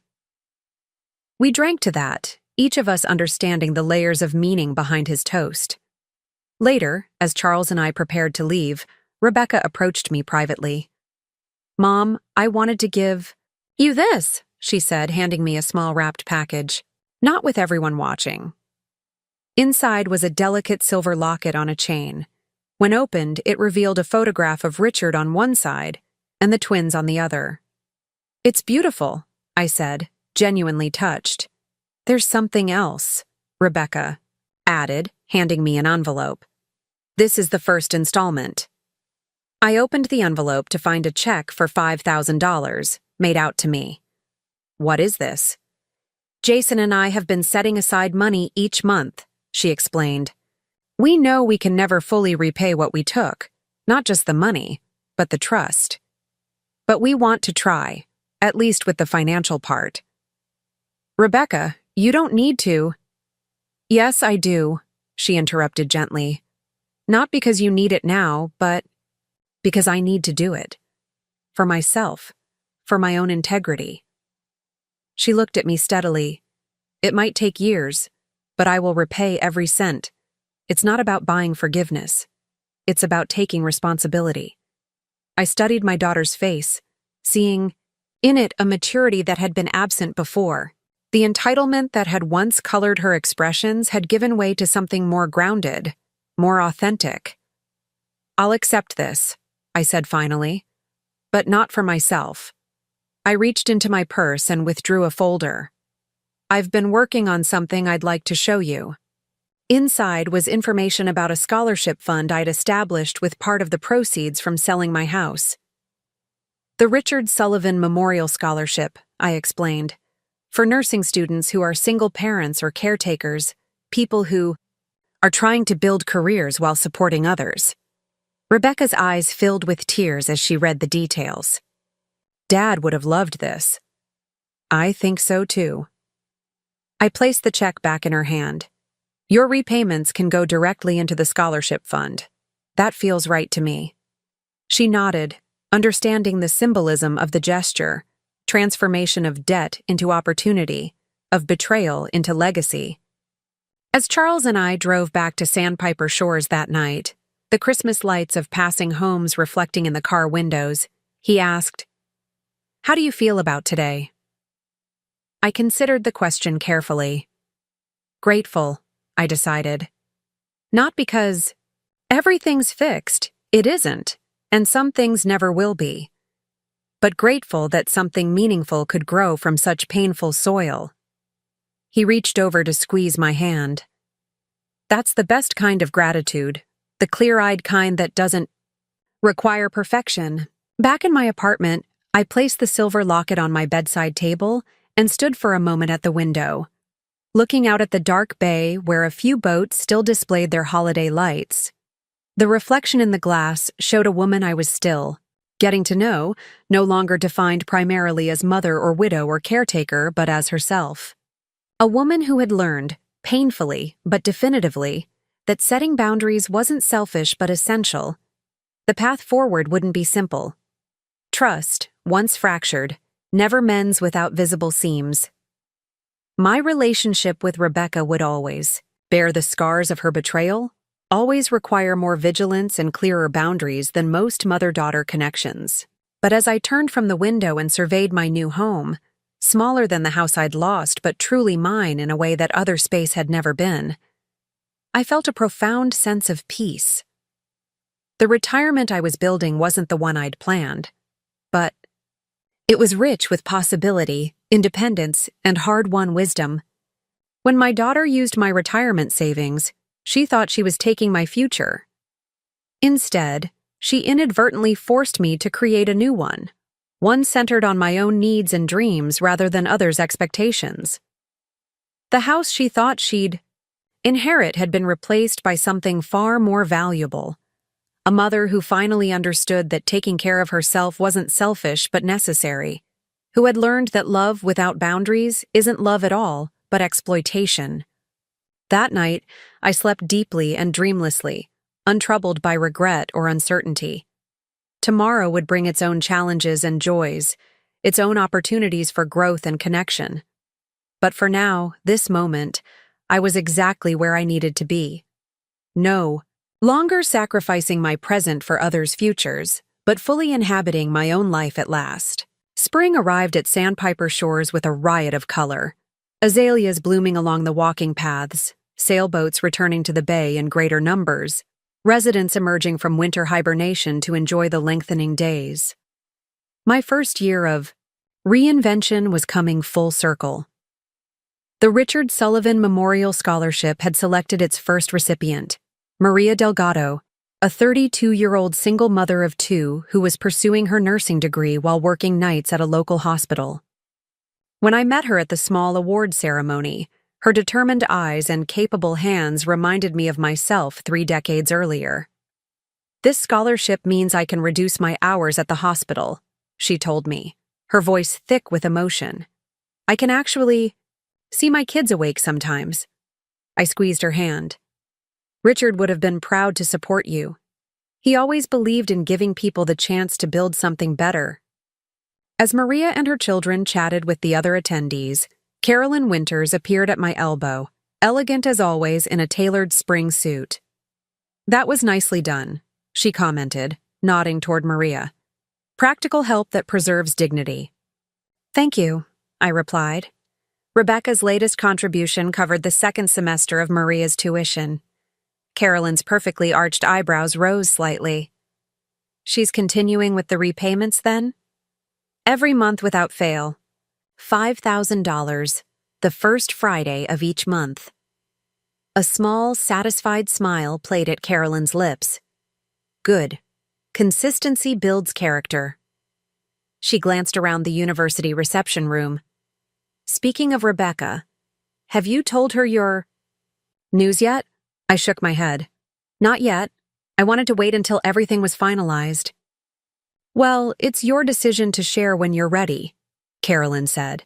"But in my experience, families function better with fewer surprises." Her advice, though unsolicited, wasn't wrong. The fragile reconstruction of my relationship with Rebecca depended largely on clear communication and appropriate boundaries. The news I'd been keeping to myself would certainly alter those boundaries again. Later that week, during our monthly family dinner at a waterfront restaurant, I watched the twins devour chocolate sundaes while Rebecca and Jason discussed their summer plans. "We thought about renting a beach cottage for a week in July," Rebecca said. "Something simple on the North Shore. The twins are finally old enough to really enjoy building sandcastles and swimming." "That sounds lovely," I replied. "Charles and I might be away in July as well." Rebecca looked up with interest. "Oh? Where are you two going?" I set down my coffee cup carefully. "Actually, that's something I wanted to discuss with you. Charles has asked me to marry him." Silence fell over the table. The twins, oblivious to the significance of my announcement, continued demolishing their ice cream. Rebecca's spoon hovered halfway to her mouth, her expression shifting rapidly between surprise, confusion, and something harder to define. "Marry him?" she repeated. "But you've only been dating for, what, 6 months?" "7, I corrected gently. "And at my age, lengthy courtships seem rather unnecessary. We know what we want." Jason recovered first, offering a smile that seemed genuinely warm. "Congratulations, Eleanor. Charles is a good man." Rebecca set down her spoon. "Mom, this is sudden. Are you sure? I mean, what do you really know about him? About his finances? His health?" I caught the flicker of discomfort that crossed Jason's face at the mention of finances. "I know enough," I said simply. "We've both been transparent about our situations. Charles has a solid pension from the university, reasonable investments, and adult children who are self-sufficient. I have my own resources. We'll maintain separate finances but share living expenses." "Where will you live?" Rebecca pressed. "Your apartment is too small for 2 people. Will you move in with him? Or are you planning to buy another house together?" The subtle emphasis on another house wasn't lost on me. "We're still working out those details," I replied. "But most likely we'll look for a larger apartment within Sandpiper Shores. It's a community we both enjoy." Rebecca pushed her dessert away, suddenly no longer interested in it. "This just seems so fast. Dad's only been gone for, 12 years? And now you're replacing him with someone you barely know?" The unfairness of her comment stung.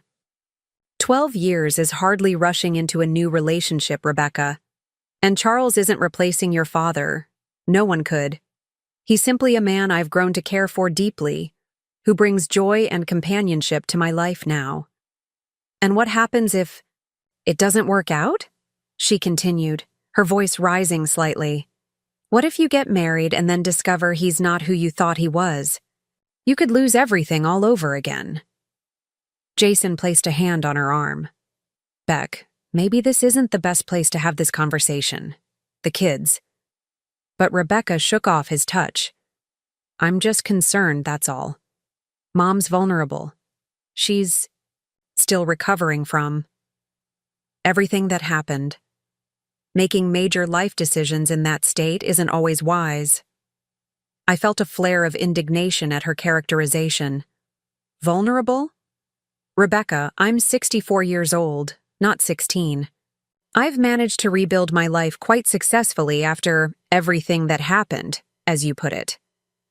That's not what I meant, she backtracked. It's just, marriage is a huge step. Have you considered alternatives like just living together? Testing the waters before making it legal? Lucas looked up from his ice cream, suddenly interested in the adult conversation. Are you getting married, Grandma?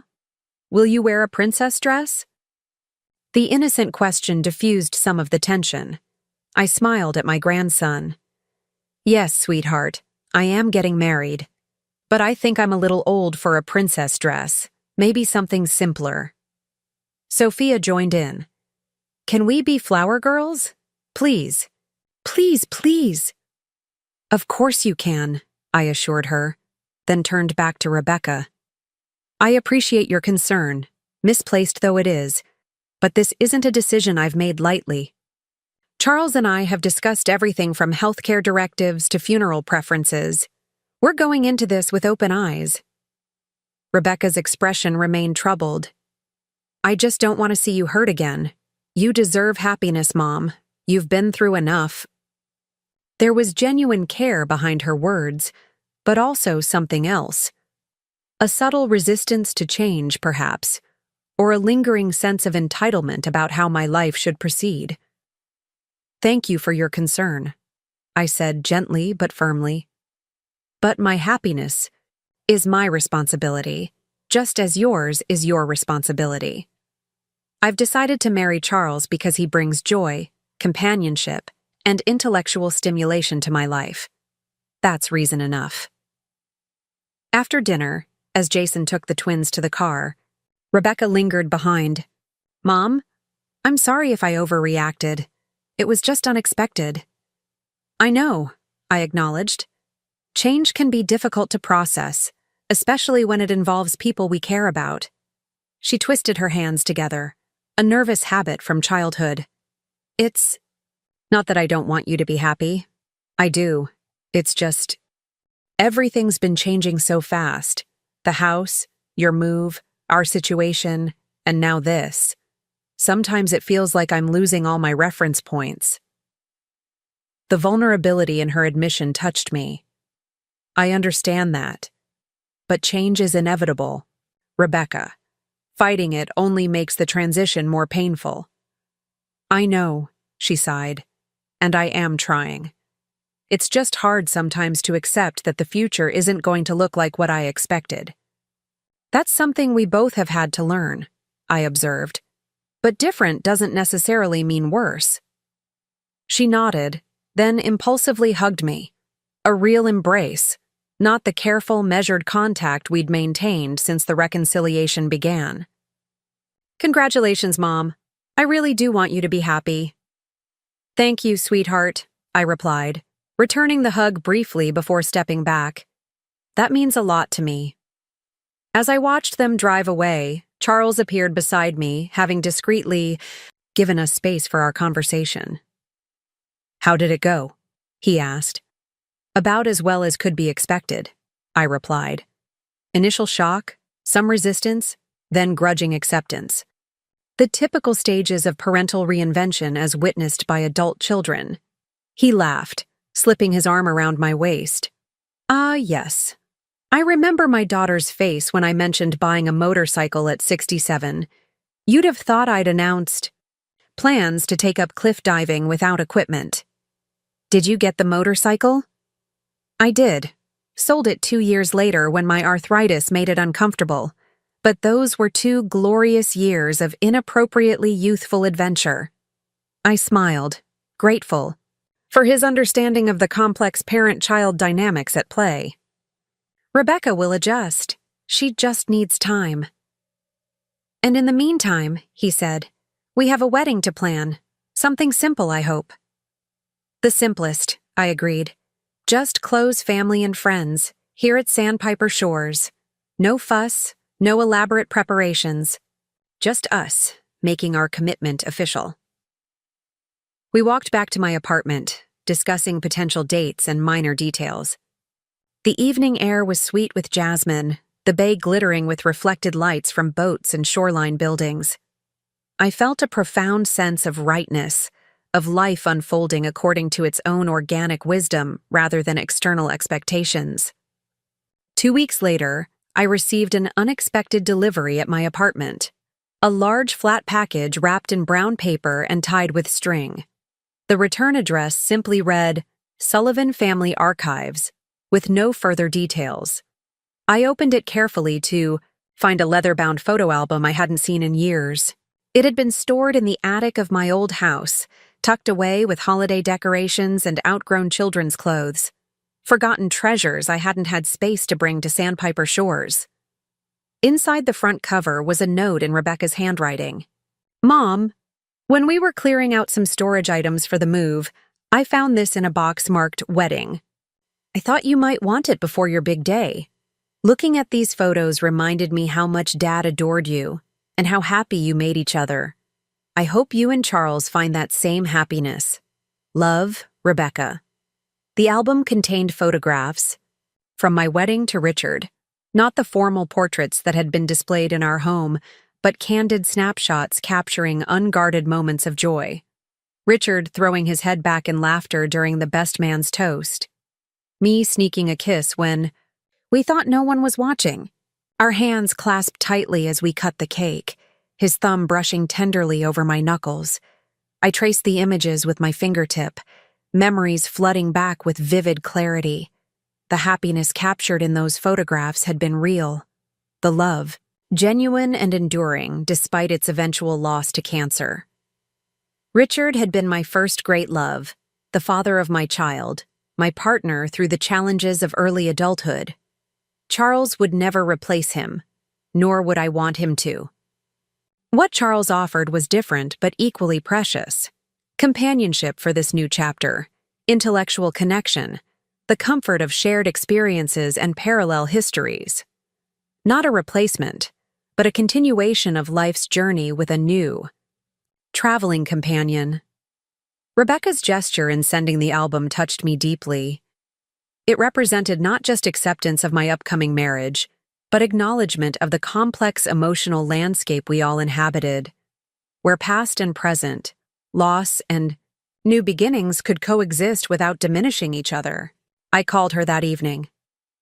Thank you for the album, I said when she answered. It means more than you know. I'm glad, she replied softly. I wasn't sure if it would be painful to look at right now, with your wedding coming up. Not painful, I assured her. Bittersweet, perhaps, but in the best possible way. They're beautiful memories that deserve to be remembered.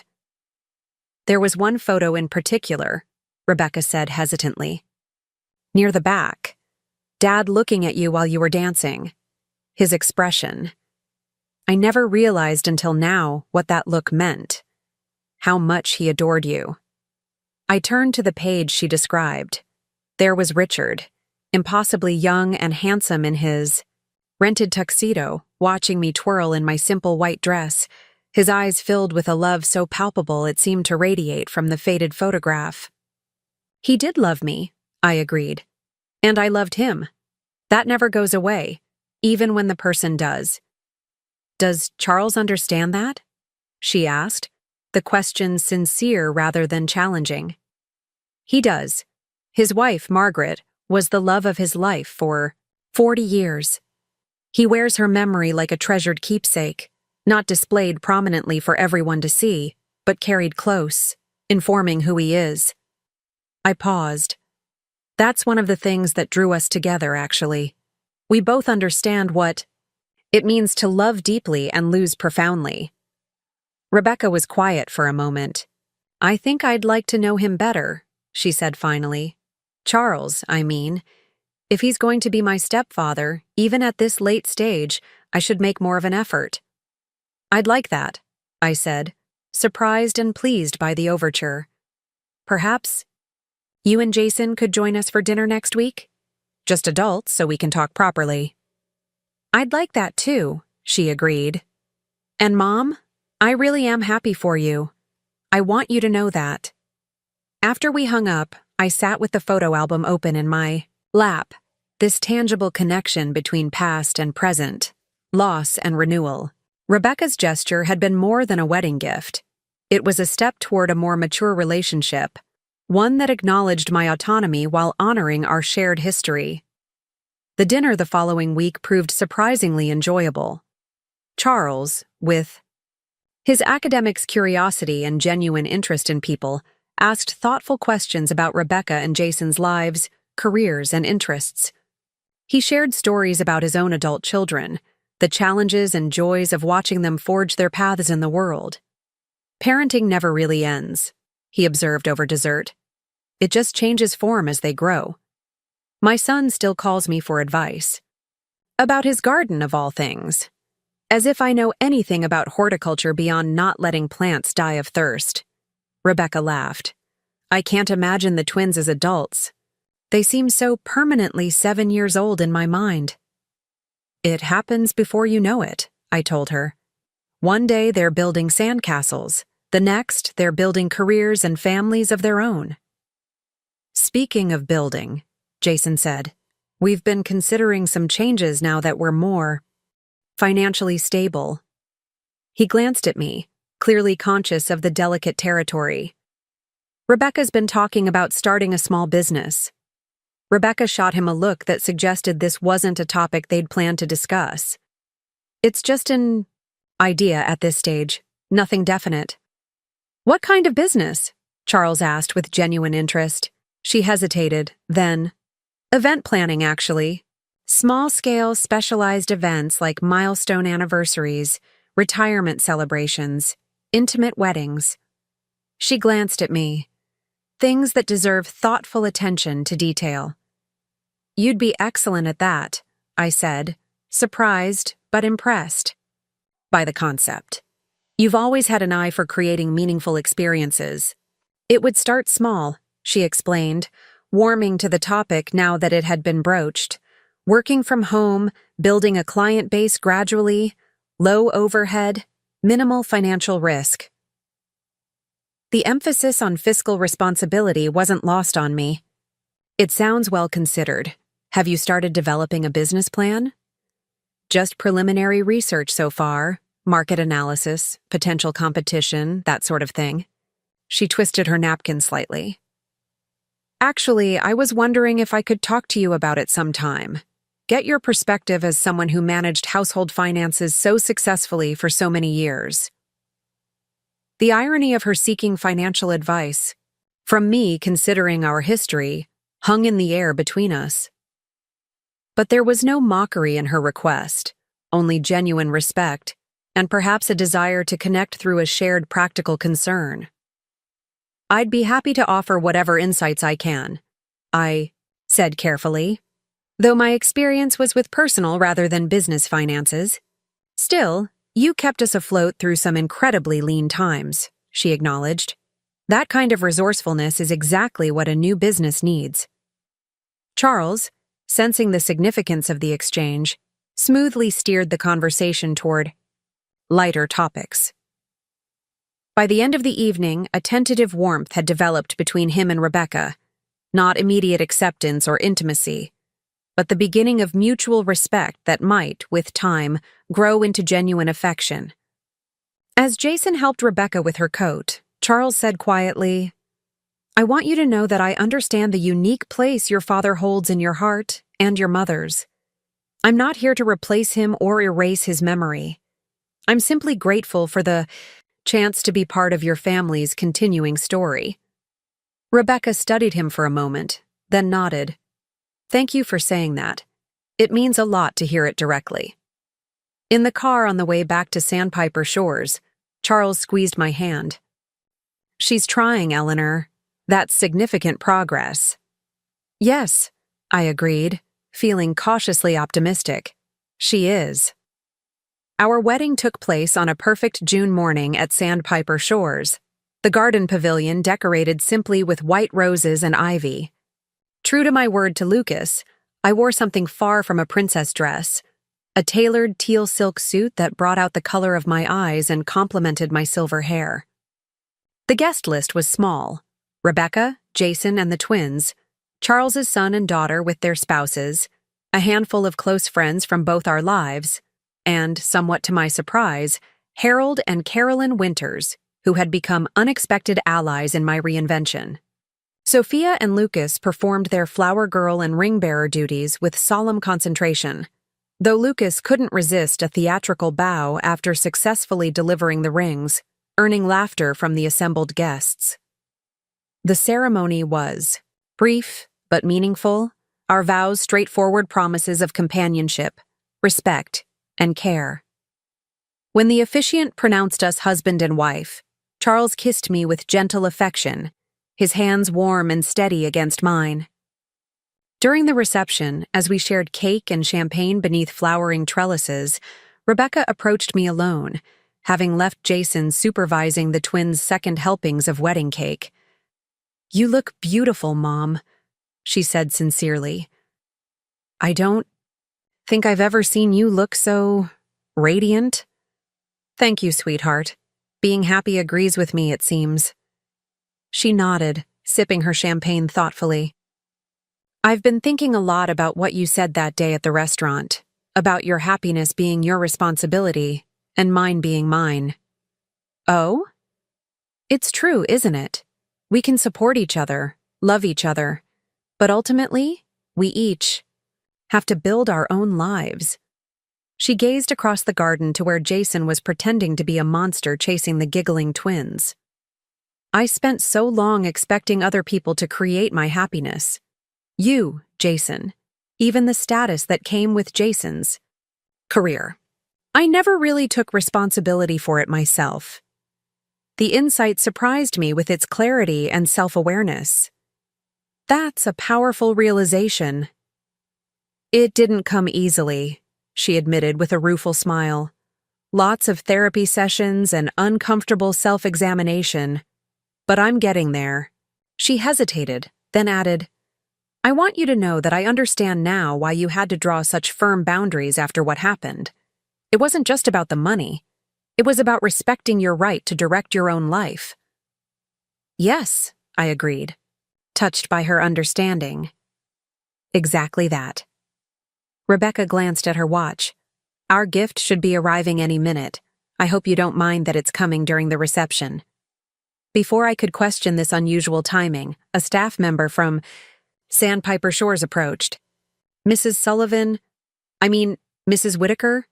There's a delivery for you at the front entrance." Charles joined us, curious about the interruption. "A delivery? During our wedding reception?" "Apparently so," I replied, equally mystified. "Rebecca says it's our gift from her and Jason." Together, we followed the staff member to the entrance of Sandpiper Shores, where a delivery van was parked. The driver opened the back doors to reveal a baby grand piano, gleaming black in the sunlight. I turned to Rebecca in astonishment. "A piano? But where?" "We spoke with the management here," she explained. "There's space in the common room for it. They've agreed to let you bring in a piano teacher once a week for anyone who wants lessons." She hesitated. "You always loved playing, but you gave it up to work extra shifts when I was young. I thought maybe now you could rediscover that joy and share it with others here." I was momentarily speechless, deeply moved by the thoughtfulness of the gift. It represented more than just an instrument. It was an acknowledgement of dreams deferred, an invitation to reclaim parts of myself set aside during years of caretaking. "It's perfect," I managed finally, squeezing her hand. "Absolutely perfect." Charles watched the piano being carefully unloaded, his expression pleased. "You never mentioned you played," he said. "I'm looking forward to discovering this hidden talent of yours." "Hidden is right," I laughed. "It's been decades. I'll be terribly rusty." "All the more reason to start practicing again," he replied. "We have time now, time for rediscovery." As the piano was wheeled into the lobby, residents began to gather, curious about the commotion.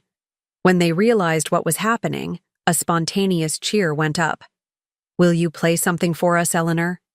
called Martha, a retired music teacher who had become a close friend. "Just a little piece to christen it?"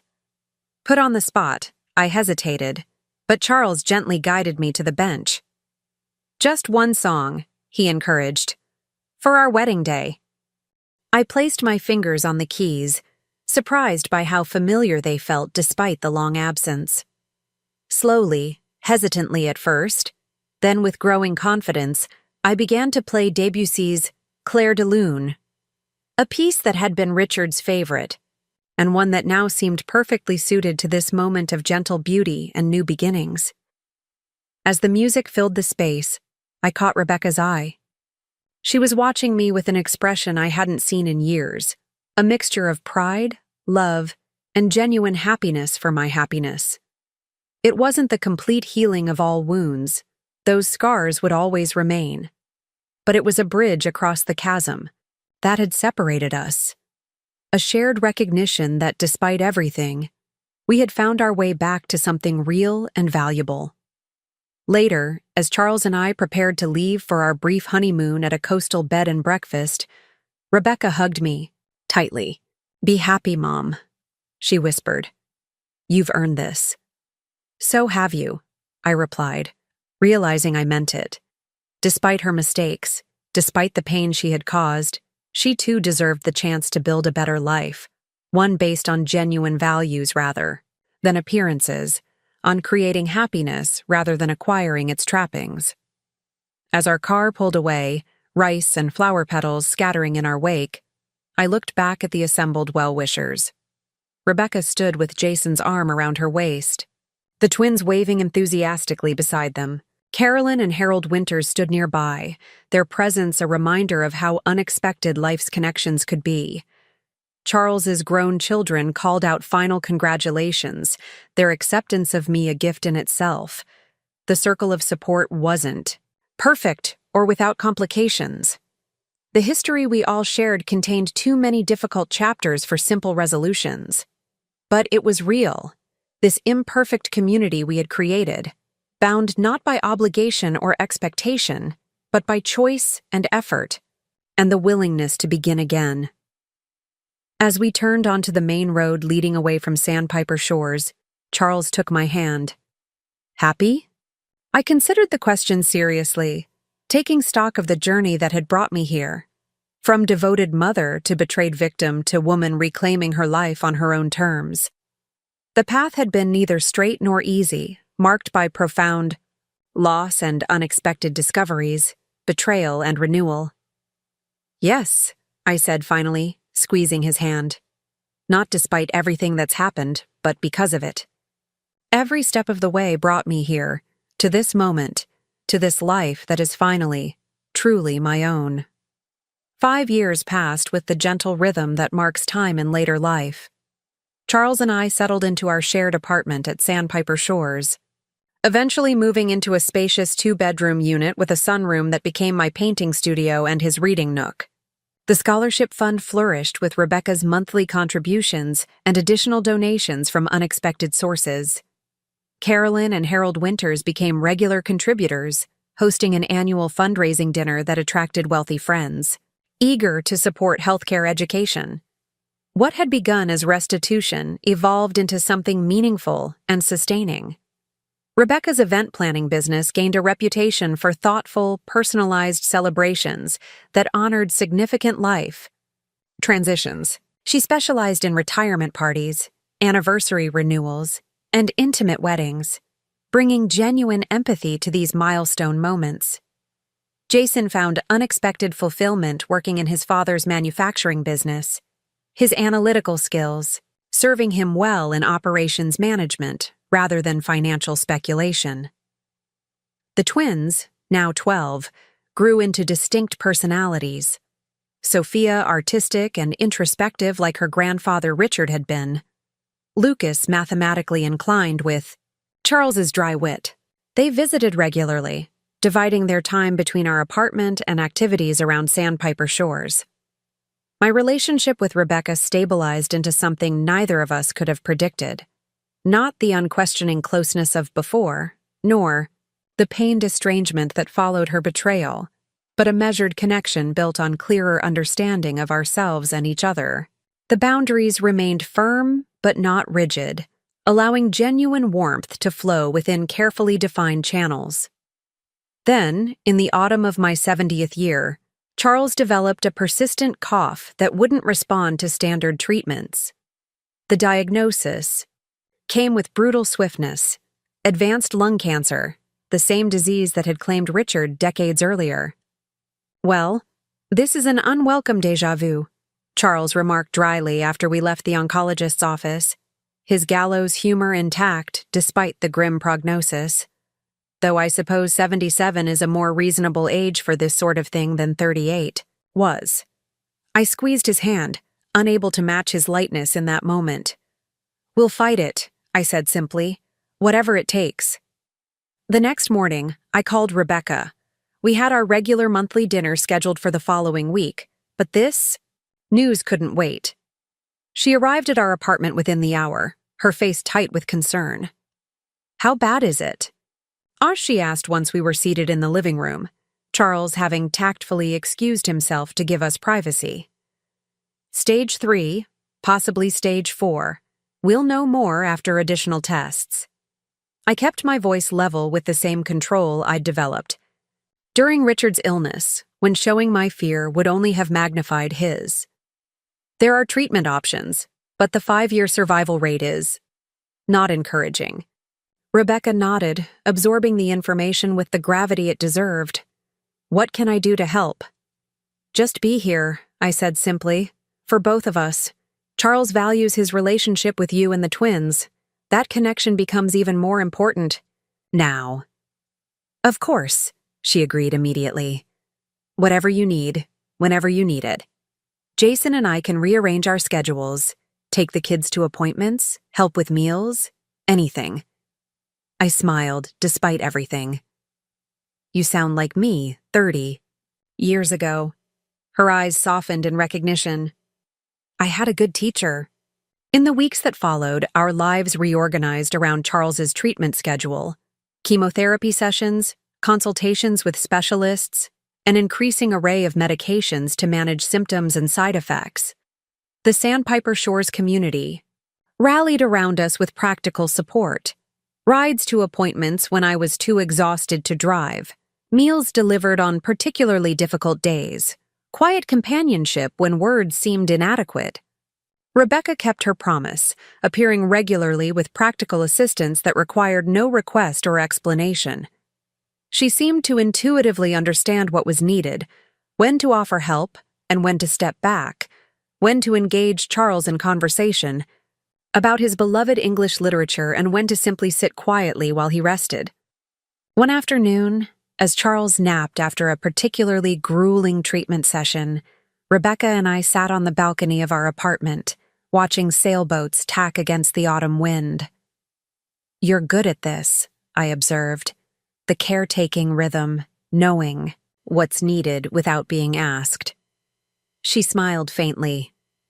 "I had the best possible model." A pause, then. "I never really understood, what it cost you to care for Dad through his illness while raising me alone. Not until now, seeing what you're going through with Charles." "It's different this time," I said. "I'm not raising a child simultaneously. And I have support. You, Jason, the community here." "You should have had support then, too," she replied, her voice tinged with regret.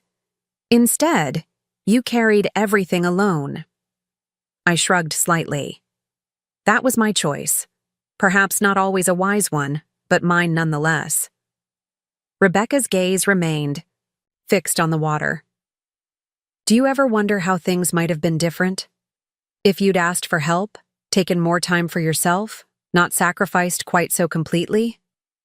The question hung between us, touching on themes we'd circled cautiously since our reconciliation: the patterns of our past, the dynamics that had led to her sense of entitlement and my depletion. "Sometimes," I admitted, "I wonder if my excessive giving created an expectation that became impossible to sustain." If I'd modeled better boundaries, perhaps you might have developed a different understanding of what you were entitled to. She nodded slowly. And perhaps if I'd seen you prioritize your own needs occasionally, I wouldn't have grown up believing your only value was in what you could provide for others. Her voice caught slightly. I've thought about this a lot in therapy, how I learned to see you as a resource rather than a person with her own dreams and needs. We both did the best we could with the understanding we had at the time, I said gently. You were a child. I was a young widow making decisions under tremendous pressure. Neither of us had perfect insight. Still, Rebecca persisted, I want you to know that I see it now. The complexity of the choices you made, the sacrifices that went unacknowledged. And I'm trying to teach my children differently. That love isn't measured by what you give up for others, but by how you help each other grow and thrive. The conversation marked a subtle but significant shift in our healing, an acknowledgement of shared responsibility for the patterns that had led to our estrangement, without diminishing the gravity of her actions or my right to protect myself from them. Charles's condition stabilized somewhat through the winter months. The chemotherapy couldn't cure the cancer but managed to slow its progression, giving us precious additional time. We used it well, focusing on quality rather than quantity. Quiet evenings reading aloud to each other, matinee concerts at the local chamber music society, weekend visits with the twins that centered on connection rather than activity. In February, during a routine appointment, Charles's oncologist suggested we consider hospice care. Not immediately, he clarified. But it's time to start thinking about the transition from treatment to comfort measures. The cancer is advancing, despite our best efforts. Charles nodded, unsurprised. How long? The doctor's expression was compassionate but direct. Perhaps 3 to 6 months. It could be less if the disease accelerates, or somewhat longer if you continue to respond well to palliative treatments. In the car afterward, Charles reached for my hand. I'd like to die at home, he said simply. In our apartment, with the view of the bay, not in a hospital. Of course, I agreed, my throat tight with unshed tears. Whatever you want. And I'd like to see the spring, he added with a small smile. One more season of renewal before I go. In May, as cherry blossoms floated like snow across the grounds of Sandpiper Shores, Charles's condition deteriorated rapidly. He became bedridden, then largely unresponsive, his breathing shallow and labored despite the morphine drip that kept him comfortable. The hospice nurse, a gentle woman named Diane who had guided many residents through this final transition, told me the end was near. Hours, perhaps a day or two at most, she said quietly. He's waiting for something, though. Many people do at the end. Rebecca arrived that afternoon, bringing fresh flowers for the bedside table. Peonies, Charles's favorite. She arranged them carefully in a crystal vase, then sat beside me at the bed, both of us watching the shallow rise and fall of his chest. He waited for you, I said after a while. That's good. She looked surprised. You think he was waiting for me? I nodded. He cares for you deeply, you know. Not just as my daughter, but as someone he came to value in her own right. Rebecca's eyes filled with tears. I needed more time with him, to know him better. We always need more time, I replied softly. That's the universal human condition. Just after midnight, with Rebecca dozing in the chair beside the bed, Charles opened his eyes suddenly. His gaze, clear and focused for the first time in days, found mine with startling lucidity. Eleanor, he murmured, his voice barely audible.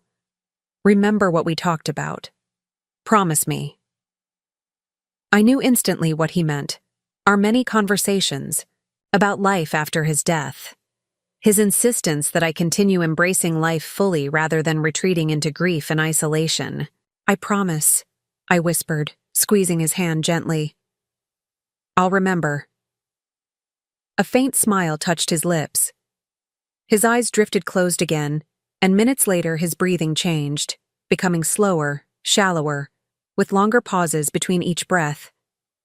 Then, with a soft sigh like a final punctuation mark at the end of a well-crafted sentence, he was gone. Rebecca stirred, instantly alert to the change in the room. She looked at Charles, then at me, understanding dawning in her eyes. Without a word, she moved to sit beside me on the edge of the bed, her arms slipping around my shoulders as the tears I'd held back for so long finally broke free. Charles's memorial service was held in the community garden he had helped design, his favorite roses just coming into bloom around the central pavilion. His children delivered eloquent tributes that captured his intellectual passion and quiet humor. When it was my turn to speak, I stood beside the simple wooden podium, looking out at the gathered mourners. Charles and I found each other later in life, I began, my voice steadier than I had expected.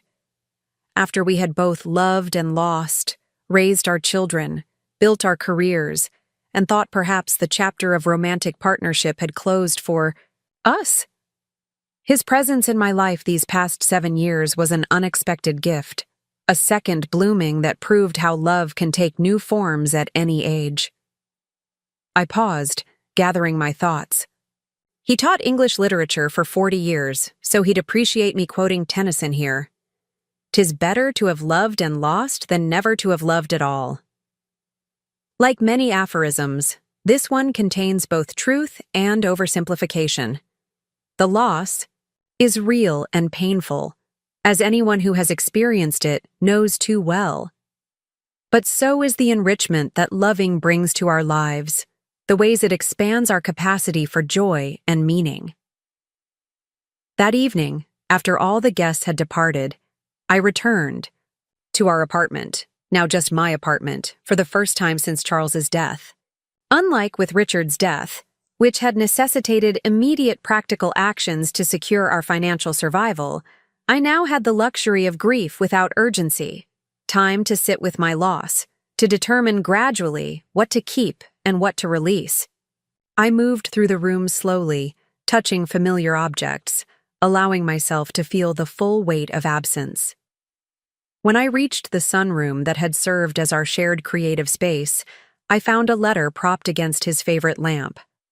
"My dearest Eleanor," it began, "by the time you read this, I will have completed my journey, and you will be beginning a new phase of yours, one I regret I cannot share except in spirit." The letter continued for several pages, offering reflections on our life together, expressions of gratitude for the joy of our late-in-life partnership, and gentle encouragement for the path ahead. The final paragraph brought fresh tears. "Remember our conversation about third acts?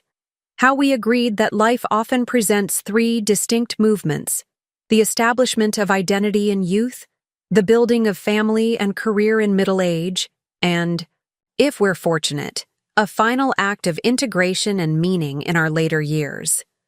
Our marriage was part of both our third acts, a beautiful and unexpected development in stories we thought were already fully plotted. Now you face the possibility of an encore, time beyond what either of us anticipated. Use it well, my love. Create, connect, continue growing.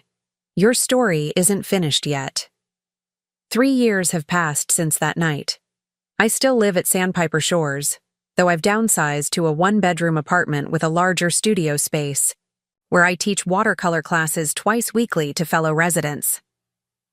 The Richard Sullivan Memorial Scholarship now supports 4 nursing students annually, each one selected not just for academic promise, but for demonstrated compassion and commitment to patient care. Rebecca's business has expanded to include corporate retirement planning, helping executives transition to meaningful post-career pursuits.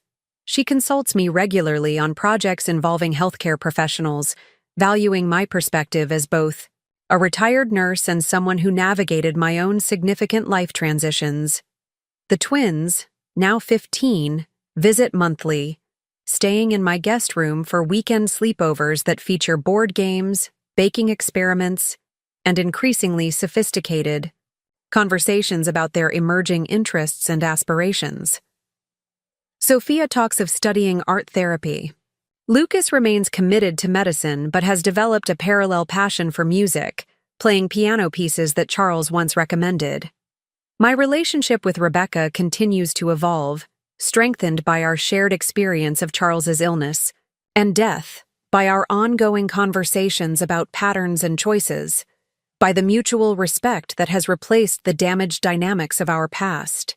The monthly repayment checks still arrive like clockwork, now deposited directly into the scholarship fund without passing through my hands, a symbolic acknowledgement that what was taken can never truly be returned, but can be transformed into something that benefits others. Last month, during our regular dinner, Rebecca asked a question that caught me by surprise. "Are you happy, Mom?" Truly happy, I mean.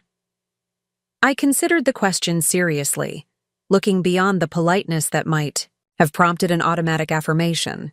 "Yes," I said finally. "Not in spite of everything that's happened, but because of it. Each experience, even the painful ones, has shaped me, taught me, brought me to this moment." She nodded, seemingly satisfied with my answer. "I think that's what I admire most about you now. Your resilience isn't just about surviving hardship. It's about finding meaning in it, creating something valuable from even the most difficult circumstances." Her insight touched me deeply, this evidence of her growth and self-awareness. "That's a generous way to see it." "It's the truth," she replied simply. "When I used your retirement savings, I thought I was just taking money. I never realized I was stealing your future, your security, everything you'd worked for." She held my gaze steadily. "But instead of being destroyed by that betrayal, you built something better, a life with clearer boundaries, deeper relationships, and more authentic joy." "We both did," I acknowledged. "Neither of us would have chosen this path, but here we are nonetheless." Later that evening, after Rebecca had gone home, I sat on my balcony watching the moon's reflection ripple across the bay. At 73, I had lived through more transitions than I once thought possible, from young nurse to widow, from struggling single mother to comfortable retiree, from betrayed parent to reconciled mother, from grieving wife to independent elder. Each phase had brought its own challenges and gifts, its own lessons about love, boundaries, and resilience. The house I had once clung to so desperately, the retirement savings I had accumulated so carefully, these had been lost. Yet what remained was more valuable: self-knowledge, authentic relationships, a life aligned with my true values rather than external expectations. When my daughter used my retirement savings, she thought she was taking my future. Instead, she inadvertently forced me to create a new one, centered on my own needs and dreams rather than others' expectations. The house she thought she'd inherit had been replaced by something far more valuable. The understanding that taking care of myself wasn't selfish but necessary, that love without boundaries isn't love at all but exploitation, that true wealth lies not in possessions but in the capacity to begin again, however many times life requires it. Up next, you've got 2 more standout stories right on your screen. If this one hit the mark, you won't want to pass these up. Just click and check them out!